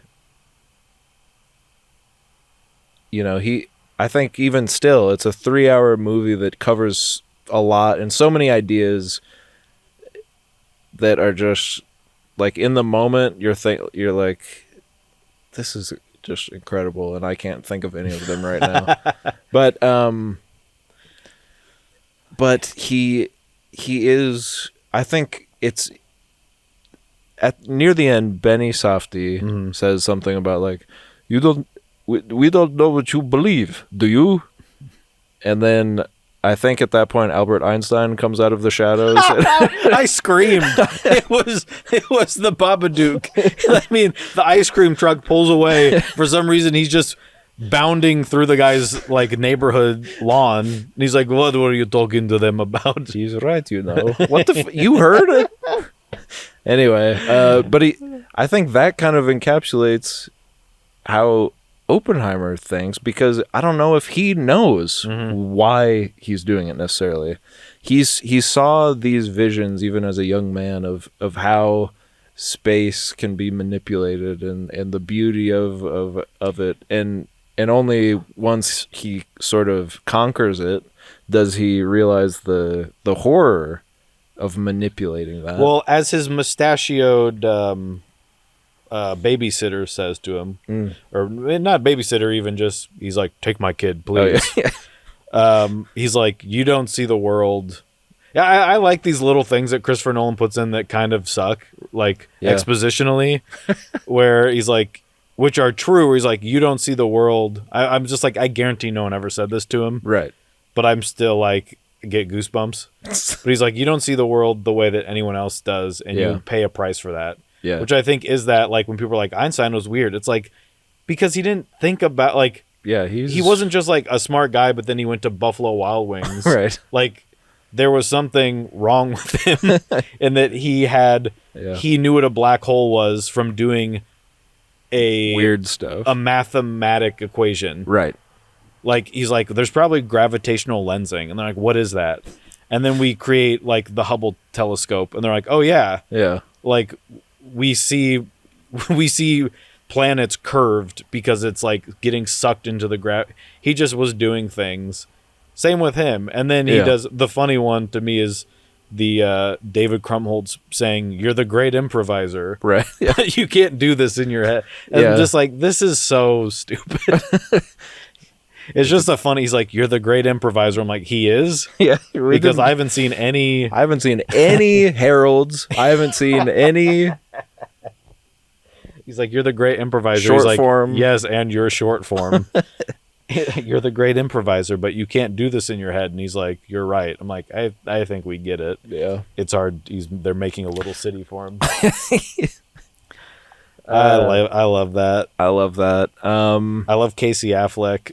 Yeah, he was scary. He was a little pipsqueak that I don't know how I feel about him. Yeah. Otherwise, yeah, I want to see Manchester by the Sea. Yeah, I do. I'll get to it. But when they keep talking about this guy and it's him with his little mouth, and he's just like, "How you doing?" And he is scary. I was like, "Geez." Yeah, I'm like, he's a good actor. I'm intimidated. The Afflecks have it. And every time I feel like I'm done with Matt Damon, I see him again, and he just charms me. You know, like, God, he's good. Yeah, he just is good. He's the great improviser. Because it's him reading the little, "Would you have hired him?" or whatever. Yeah, and you see him reading it, and then he does like a sports movie basketball, like a baseball coach. I'll say a baseball coach. Okay, sure. "No, I wouldn't. But I wouldn't have hired any of those men based on this." Yeah. And then he gets up, tips his baseball cap. Yeah. You're like, well, goes back into the corn. You just kind of screwed me. But yeah. I would just say, like yeah. You. Yeah. But, yeah, I don't know. It's a great movie. Yeah. What else you want to talk about? Kitty likes to drink a lot. So there's that, which is sort of sort of like a Dewey Cox wife situation.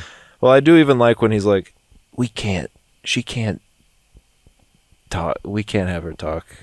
And Oppie's like, only a fool thinks he knows what a relationship is like.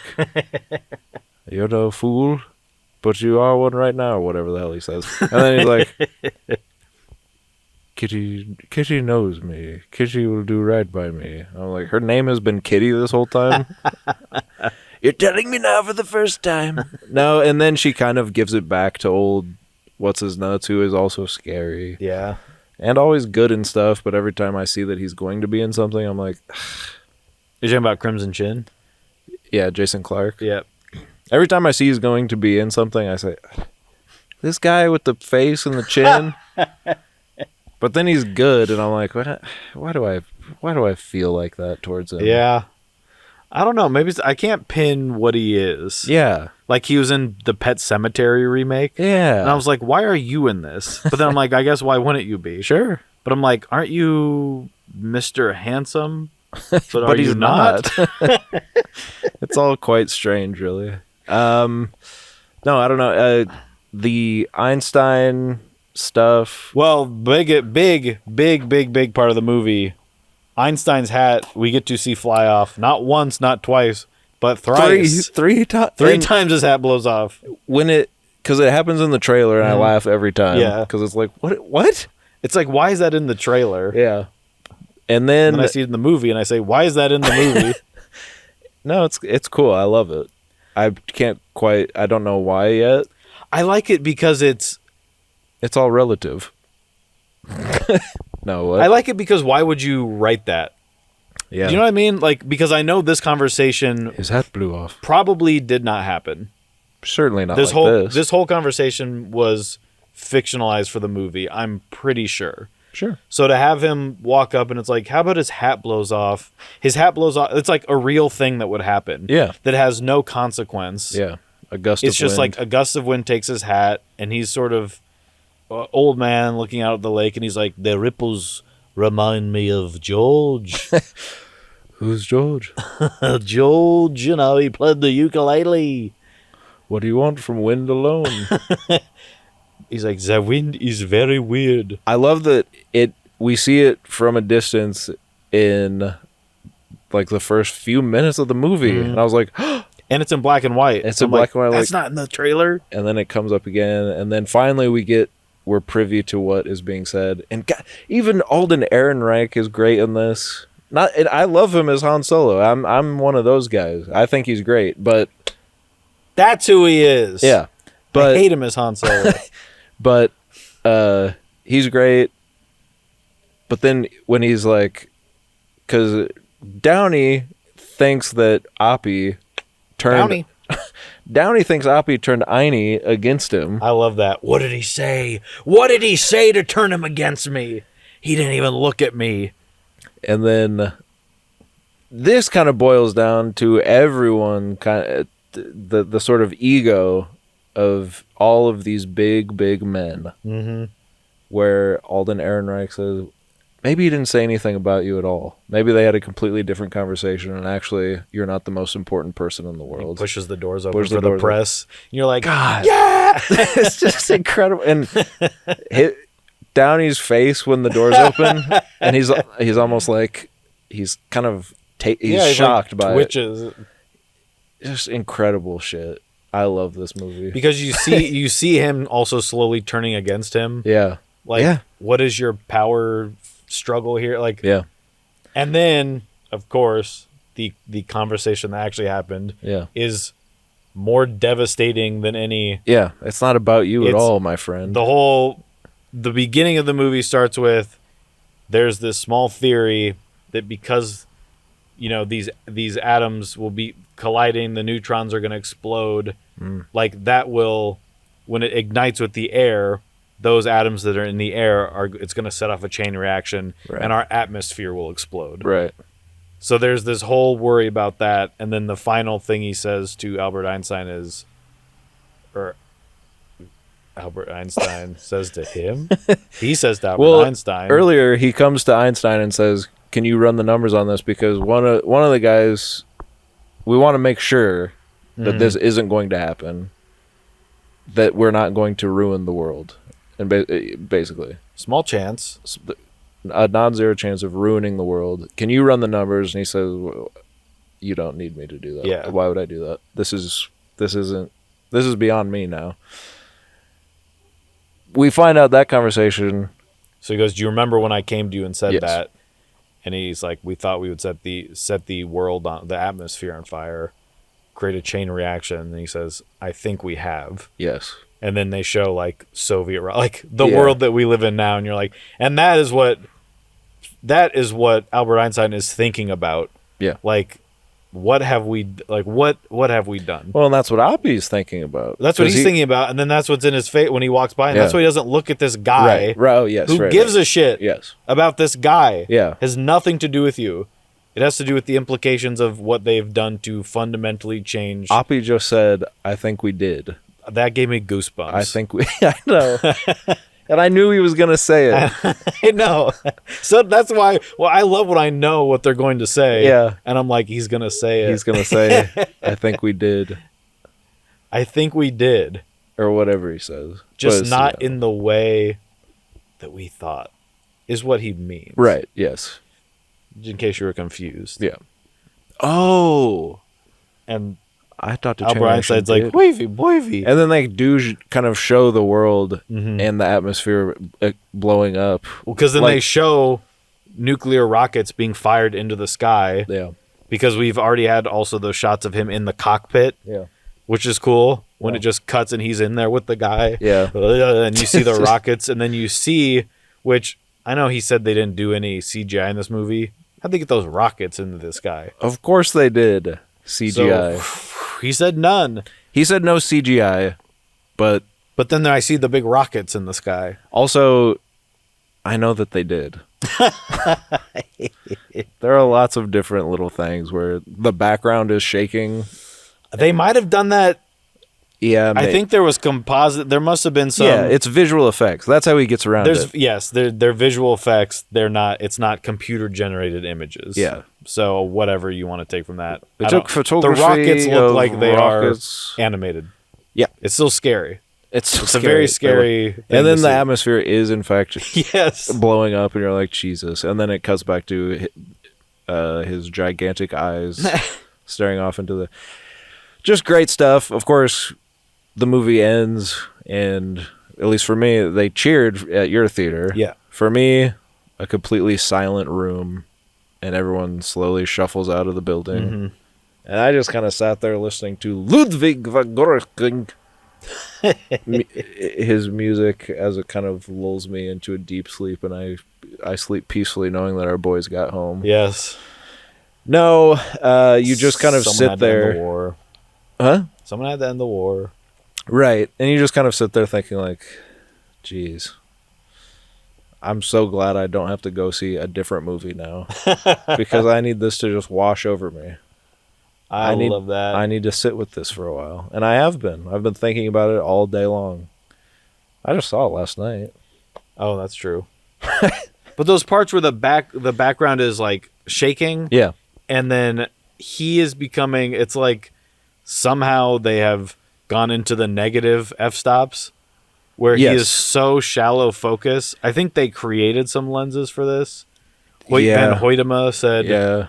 that he's like, because it's Christopher Nolan, I had to make new lenses. He's always And, like, doing stuff. So they're like these lenses that don't exist for IMAX cameras that are so, it must be those because it's like the tip, the very like a hair on his nose is in focus. Yeah. And he's just sort of moving in and out of it, and he's just having this break. Like you understand Yeah. Yeah, of course. what he's going through. Then he sees the girl with the bubble gum on her face, and you see the scream, and someone throws up, and it's just like awesome. It's incredible. No, it is. I mean, I haven't felt. This movie made me feel a bunch of different things that I haven't felt from a movie in quite some time. I did wonder because going into it, I was like, how is it going to be a 3-hour biopic that people aren't bored with? I kind of got worried. Like when I went in there were a couple people sitting there in their Barbie uniforms. And I was like, I couldn't tell if they were doing the two movies on the same day. Right. Or if they were doing the Isn't It Funny to Wear Pink Right. to the movie about Japan getting destroyed. Right. I couldn't tell, but I'm like, are they going to be, I wonder if people know what they're coming to see. Yeah. And I found it gripping the whole time. I was gripped. Even when the bomb goes off, and I'm like, there's still like an hour left of the movie. Plus an hour plus. Yeah, I think. and then there's just this. I don't know this what. There this are two trials going on, basically, which I have read that people think once the bomb goes off, it's kind of slow, but it's like that was the most compelling stuff to me. First off, a bunch of great actors in a court room, basically. And I know it's not a court in front of a judge. I know No, but they're trying to rail him.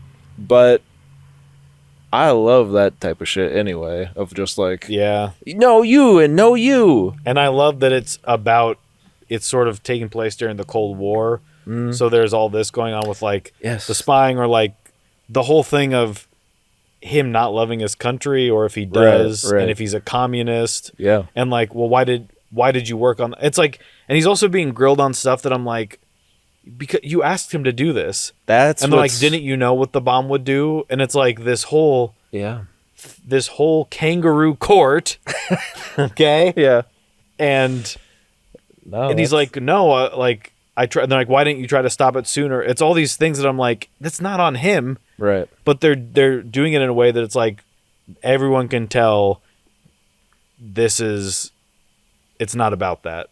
Right. You know, and I believe those transcripts were, a lot of it was taken verbatim. I'm sure. From the hearings, or whatever you want to call it, of this kangaroo court. Yeah, I'm sure. Well, and like the scientists realize what's happening to Oppie, so they kind of back him and take down Strauss, Robert Downey Jr. Because they all kind of see, they're not innocent here, but they see that they were used, and Oppie points this out when Matt Damon is getting him to, like, you picked me because of my past, not in spite of it. You can control me because if I don't go along with what you're doing, you can have my head for being a dirty commie. That sort of thing. So you are used from the word go, and then you do what you are told, and then by the end of it, they use you again for their own power, for their own climb in the ranks. And it's just it's really good. Well, it's really good because that is, it's a really compelling sort of look into how power uses to gain more power. And they've said, and they kind of tell him that, but Matt Damon, right when they get the bomb and it's successful, and they're like, "What are you going to do with it?"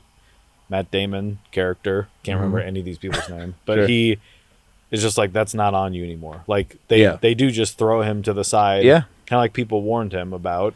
Yeah, and he's like, "Did they call? I thought they'd call." Tell Kitty to leave the sheets out. But then again, everything is so nuanced and really authentic, because you do find that they have companionship, he and Matt Damon. Like, they are friends. Yeah. They're happy when the bomb works. They're friends at the end when he's testifying for him. And then Benny Safdie, he shakes his hand and Kitty's mad. That stuff is great. And then she doesn't shake his hand later when they're giving him an award again. And Einstein is right. People were crying when he got his award when he was old. In the theater? Yeah. Really? He's an old man. People I went with were tearing up. Really? He's just a little old guy, and he finally gets recognition for doing the worst thing in humanity. That's why it's funny, because you see it and you're like, oh, finally. But you're like, wait a minute. Yeah. I know. That's what's so great about it, though, is because that is everything about that, and really about anything in the world, is more nuanced than what we think it is. Right. Even going back to Barbie of like, it's patriarchy, it's fascism. I think that movie in a much lighter way was kind of saying the real world is real and beautiful, and we should just embrace it as it is rather than trying to sort of define things and be sort of activist or reactionary to them, and just like, if this gives you joy, that should be okay. You don't have to caveat, you don't have to make I don't know, do stuff about it. You don't have to caveat, you don't have to write an apology about it. And then Oppie is saying the world can be beautiful in its moments, but at the end of the day, the human condition is, well, maybe not the human condition, but the human desire for power is scary, and the real world is kind of scary. but it's more complicated. More complicated than just, this is an evil act that happened, and he wanted power, and so he did this. Yeah, because again, I don't know if he even knows. At least as this movie suggests. That's the other thing too. Is like, well, this is an actual guy that lived in real life. So I don't know how much of this is actually sort of, but it's a movie, so we can have a discussion about it. But it's all very interesting, isn't it? As I look at the stars up in the sky here tonight, and you think about them colliding and being stardust. Yeah. And what it means for us to live in this post-Oppenheimer world. Because we do. Oppenheimer has created the world that we live in today, sort of in our own Cold War, wouldn't you say? Sure. So, something to think about. And he made this movie very quick to say that. He's like, oh, I gotta make this movie. It is funny, too, that, like, the movie, I don't know if we talked about it on this or the other podcast before we decided to do a 2-hour one, that, like, this movie supposes that everyone is intimately aware of who this man is. Yeah. And no one is. Including me. I mean, I know the name and kind of that he was involved in this part of history. But other than that, I don't know. I didn't know really much of anything about him. And then, this movie kind of tells you, like, well, now he wanted to be the most important man in the world, and he is the most important man in the world. Yeah. But isn't that kind of interesting that he, in fact, isn't? Well, and it's funny because Christopher Nolan has been saying that stuff, and someone asked Cillian Murphy about it, and he was like, well, it's great marketing, isn't it? Like, I'm not sure. And I think some people have been like, well, if he didn't do it, someone else would. Yeah. Like, he happened to be that guy, and, like, he is the most important man in the world because of that, but you're saying he's not? Yeah. Like, that's very subjective to say. Yeah. Christopher Nolan seems to think he fundamentally changed the world, and he did. He did.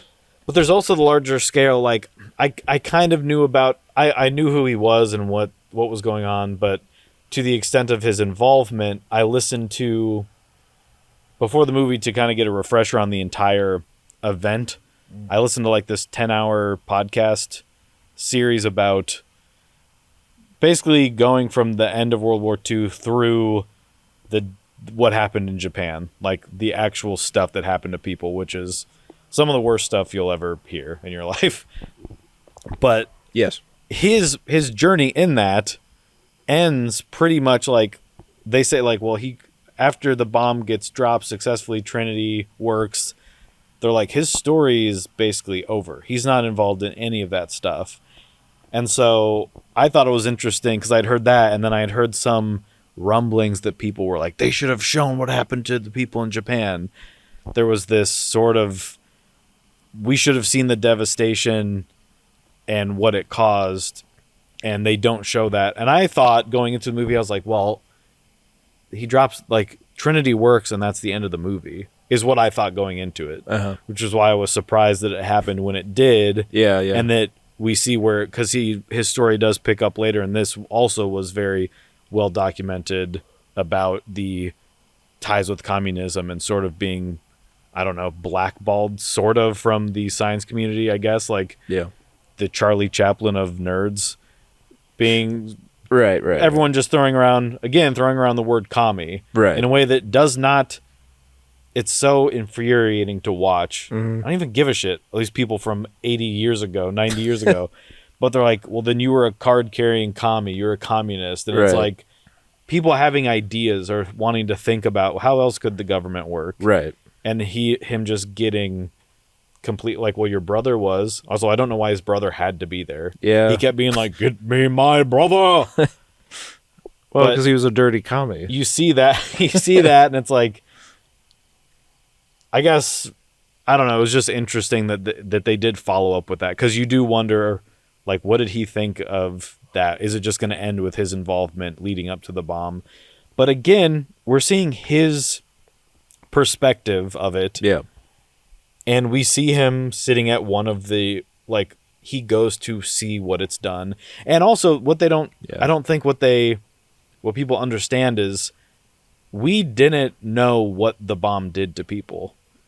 Yeah. Like, when they're like, and it dropped and it killed all these people were in Japan, like, that happened, and then they went to, like, Nagasaki, and then another bomb dropped, and they didn't know what was happening in Japan, let alone what we knew about it. Right. Like, why would we have all that information all of a sudden? There's no internet. Yeah. There's, like, it wasn't until later they didn't even understand radioactive poisoning. Right. They didn't know people were still, like, their skin was falling off, like, weeks later, or, you know, whatever. Yeah. So you're seeing it from his perspective in that time, and I feel like showing the, like, grossest pictures you can think of real people in the middle of the movie is, it's then showing you, like, how bad the bomb is instead of the conflict of, it's about him.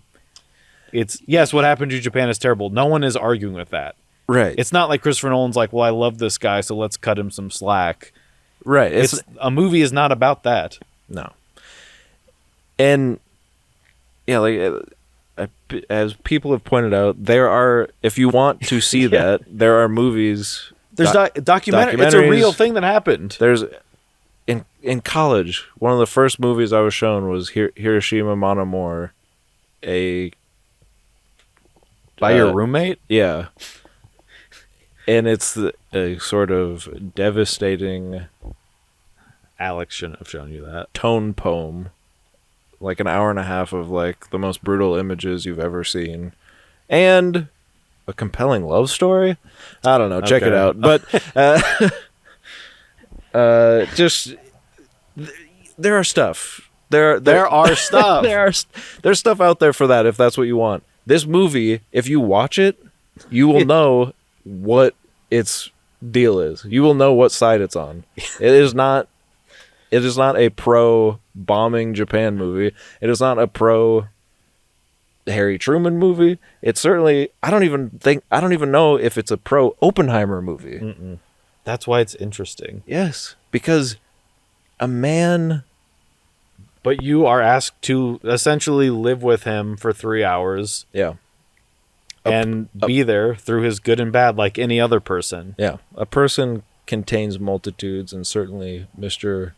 J. Robert Oppenheimer did. And I don't think I think you could make a movie like this about a lot of bad figures in history or current history. Dark Brandon. And you could sit with them and you Pirates of the Caribbean. You'd see Hitler with his dog. Yeah. If you know, you're going to see the good moments, and people are going to be like, how could you show that when he did this? No one is saying that makes him a good person. Yeah. Like, but to see the confliction of what this guy went through, and he's not eating because Krumholtz has to give him an orange slice every 5 minutes. Yeah. That he just has in his pocket at all times. Yeah, strange. Like, it's ruining him. Yeah, I think he is driven largely by his ego, and to a lesser extent, a desire to help the country. But also, these are the things that fascinate him. This Yeah, is what they yeah, all want to do. Absolutely, absolutely. I think once it actually happens, though, he is driven mostly by That train.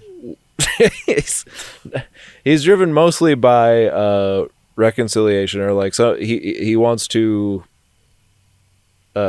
redeem himself or like make up for it by starving himself. He wants to make it right in as many ways as he can, but to a lesser extent, I think he does kind of, at least at some point it turned into, he kind of wants to be a martyr, because when Kitty says, well, first, earlier she says when Miss Flo dies, she says, you can't commit the sin and then ask us to feel sympathy for you. You don't get both.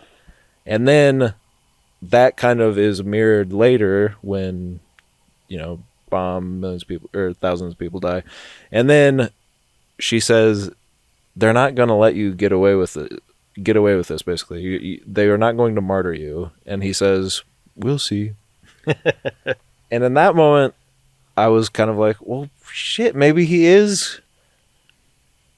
That's when I kind of felt like, well, maybe Robert Downey Jr. is right, where he did kind of know the trajectory of all of this, and he was okay with it.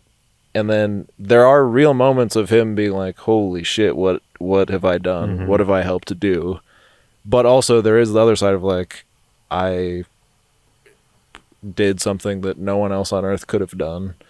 And I'm also a victim of the system that used me. So I should get credit for that too.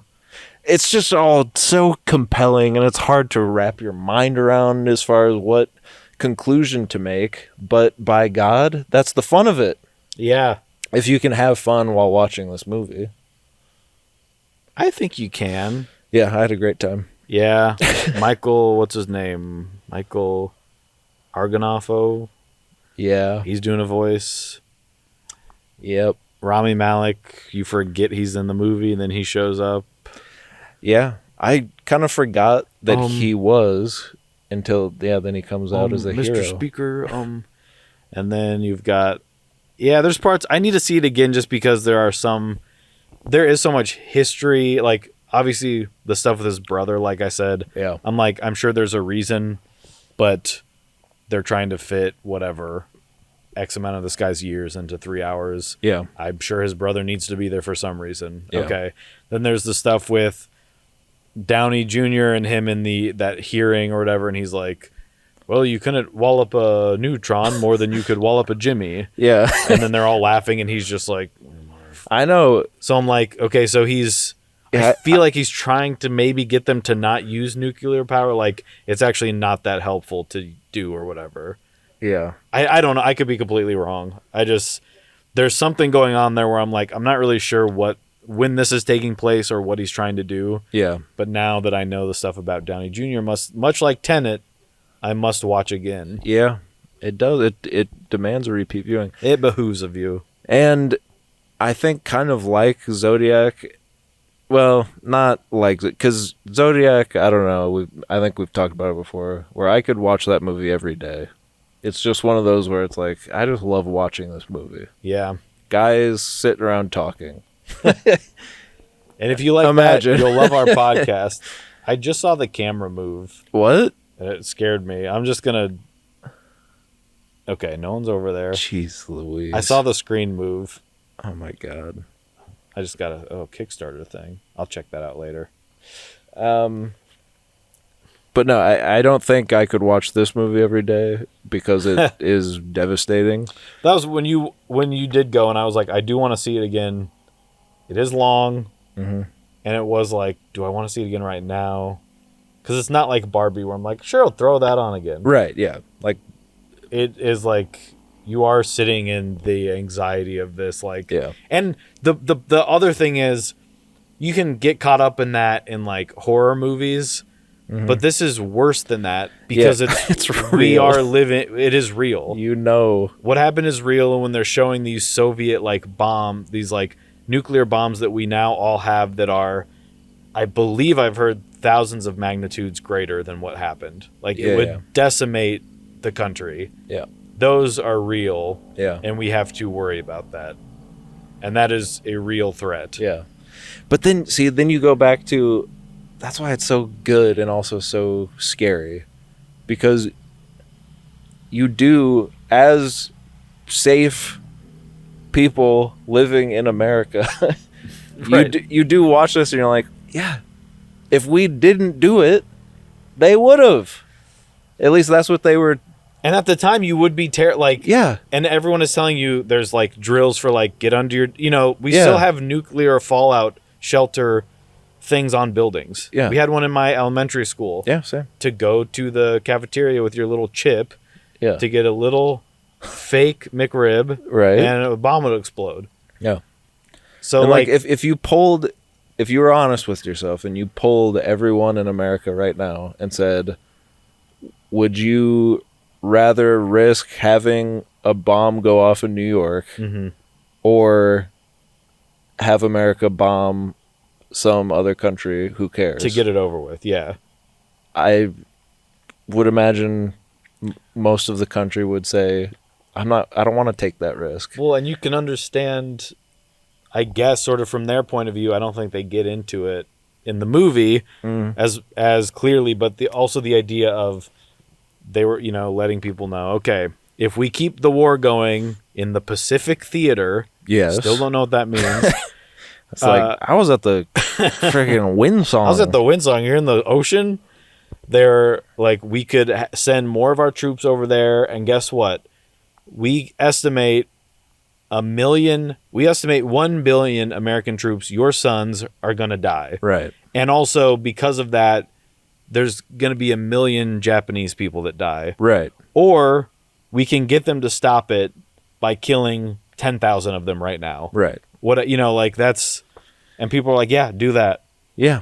It seems... And what would have happened if we didn't... I'm not saying we should have done that, obviously. Yeah. But it's what everyone is thinking of in that time period. Right. And what he also is dealing with inside. Well, I did end the war.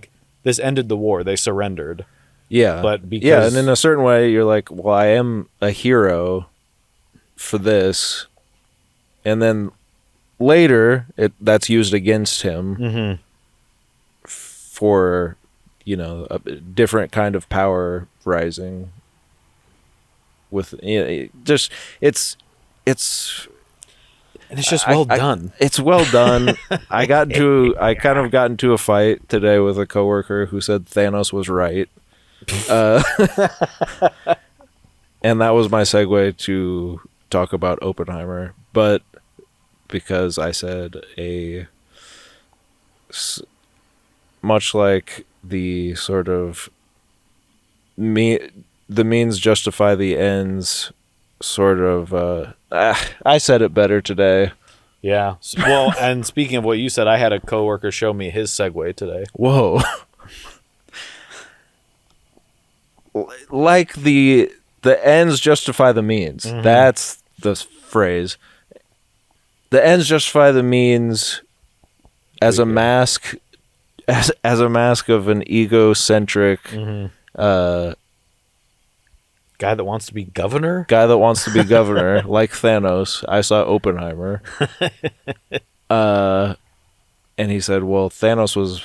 But you could say that that's true of Thanos, but he was right because we don't have enough resources. I said, well... I left it at that because I'm not going to fight with this guy, but if you're siding with... He's your boss. If you're siding with the genocide guy, yeah, you're wrong. And that's pretty obvious, of course. But as I was then saying to my poor wife, who has to listen to me, then discuss it with her because I am too scared to actually discuss it with them, the diagnosis of the situation is right.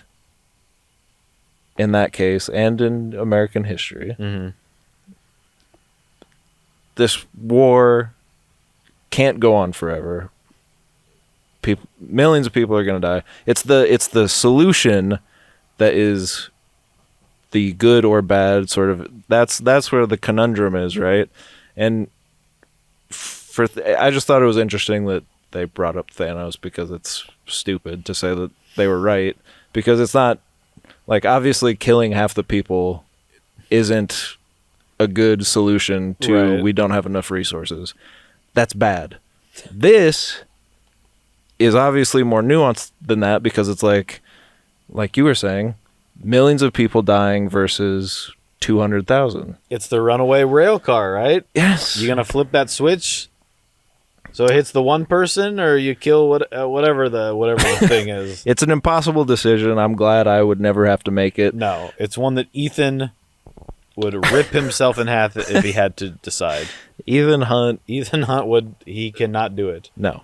But luckily Harry Truman was the man for the job. I'm the one that dropped the bomb. And it is interesting too that he is sort of the villain. But even him, if you look at it historically, as we are, it's hard to say. Just because it's not the right call.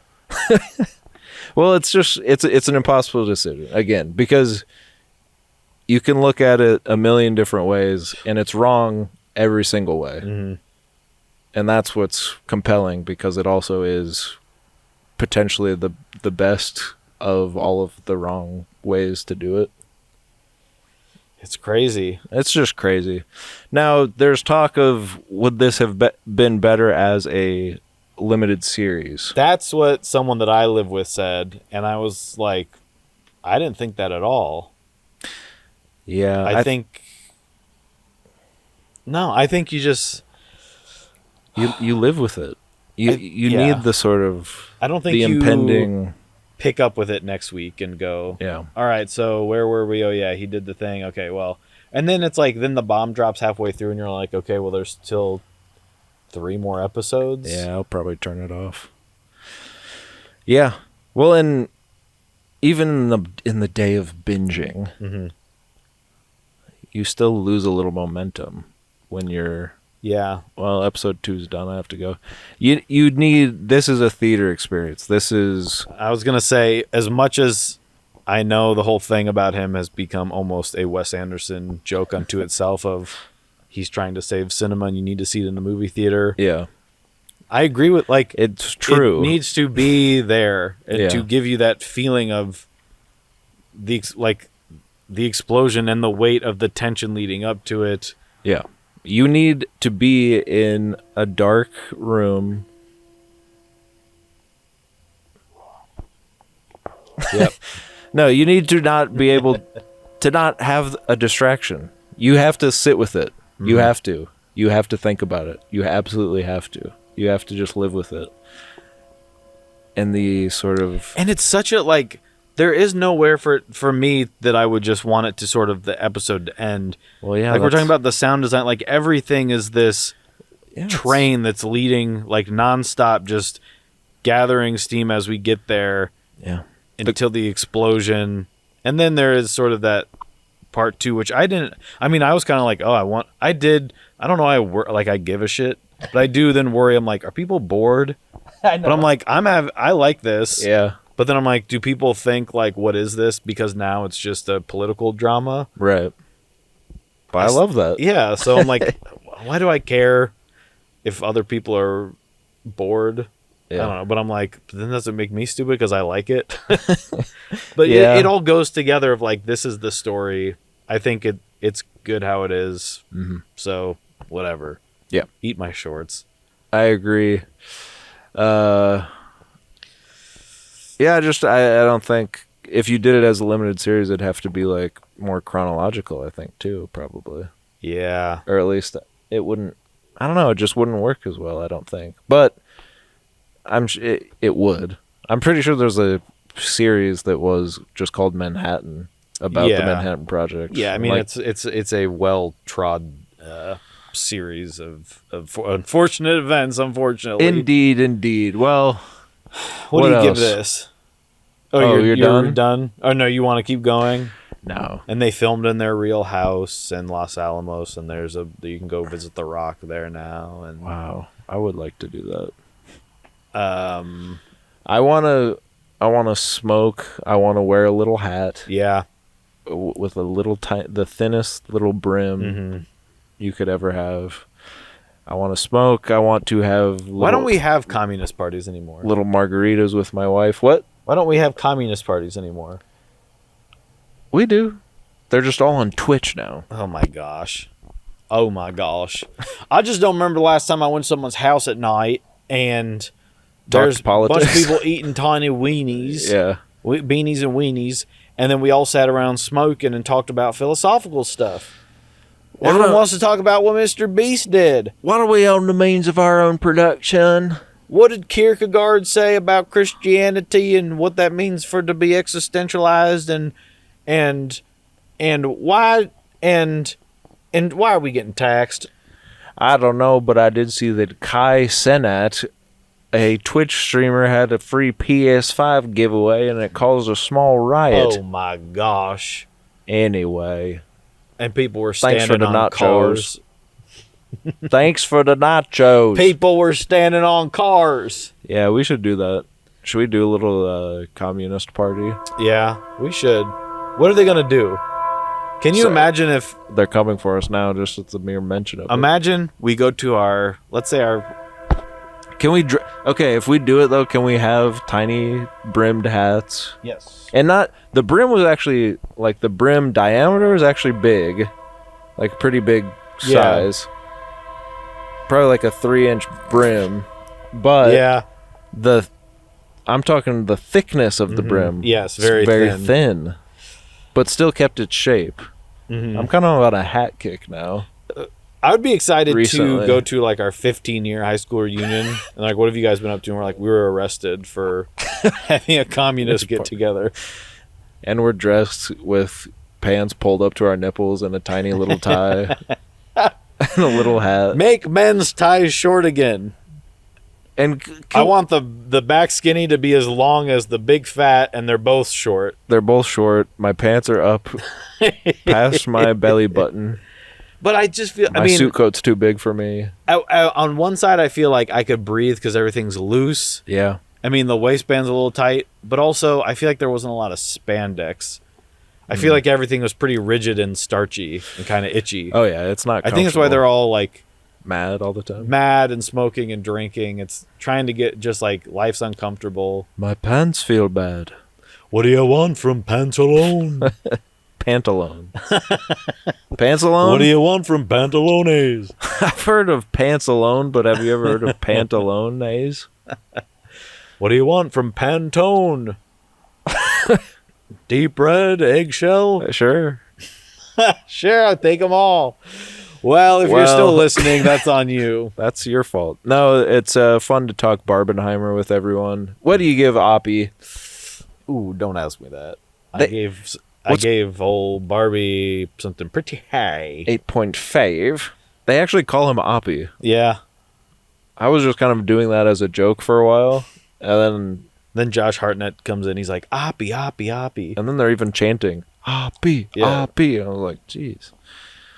I don't know history. 9.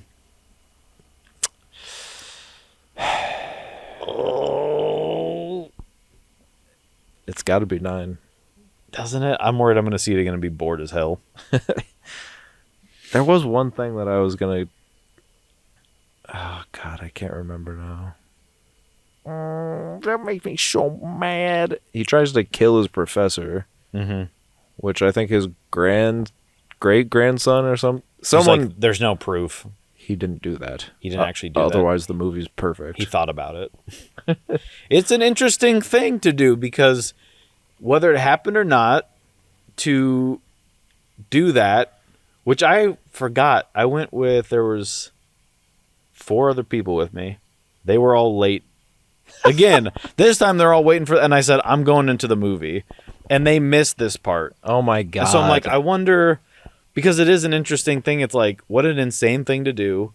But then he's so worried about it. And I think the reason it's in there is because it's like, here's here's the micro Yeah. before we take you to the most macro version of that. Yep. He can't do this to the one person. Yeah. And now he's responsible for tens of thousands of deaths. He can't, but he wanted to. Yes, he gives it, and It's the great dichotomy of the man. But then you've got Gilderoy Lockhart, who's about to eat it, and he's like, Yes. "Not my hero." Yeah. And he's like, "Uppy, uppy, uppy, you need to take a Orient Express." Well, he was going to save him no matter it what. wasn't just because of his hero. No. He wanted it, but it was just a little wrinkle that was thrown in there, and you're like, because I'm like, I didn't know about this. I think more than anything, Christopher Nolan was just like, I know. I want him to say wormhole. Oh, here's the one final thing. Oh! This is what the one reason that it has to be at least 9.5 or a 9. When Robert Downey Jr. is asking who are the dissenting votes, who denied me, and the music kind of swells, and Alden Ehrenreich is like, young guy, just joined up. Little tiny young guy, handsome as hell too. Bob, he goes through his stats, and Downey's like, I'm sorry, am I supposed to know who that is? Names, please. Kennedy. Like it's setting up of MCU. Yeah. Christopher Nolan, old, boring movie verse.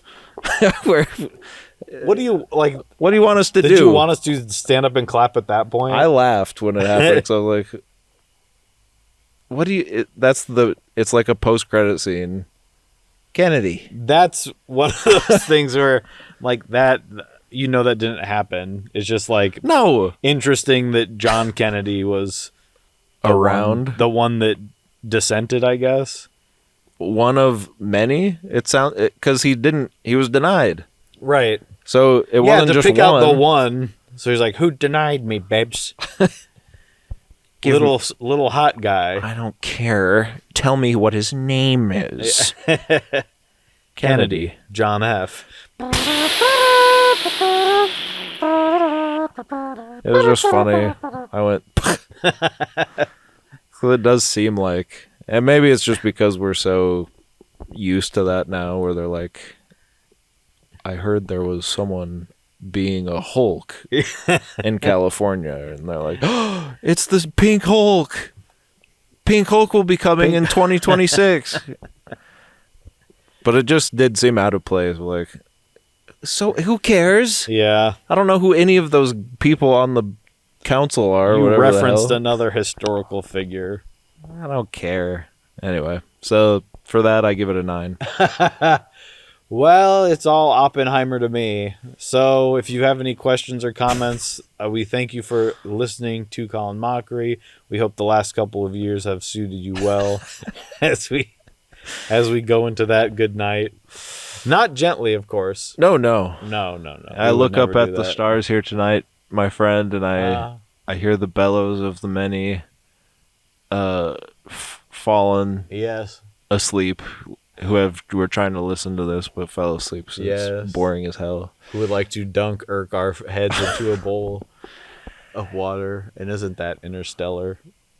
And it reminds me of one of my favorite quotes. I am become the prestige, destroyer of mementos. And if you like this, do the I hope you don't do the opposite of what Christopher Nolan did all those years ago and you unfollowing us. Oh, hey, and by the way, do you remember which president had the scariest house? Who? The Haunted Mason. Bye.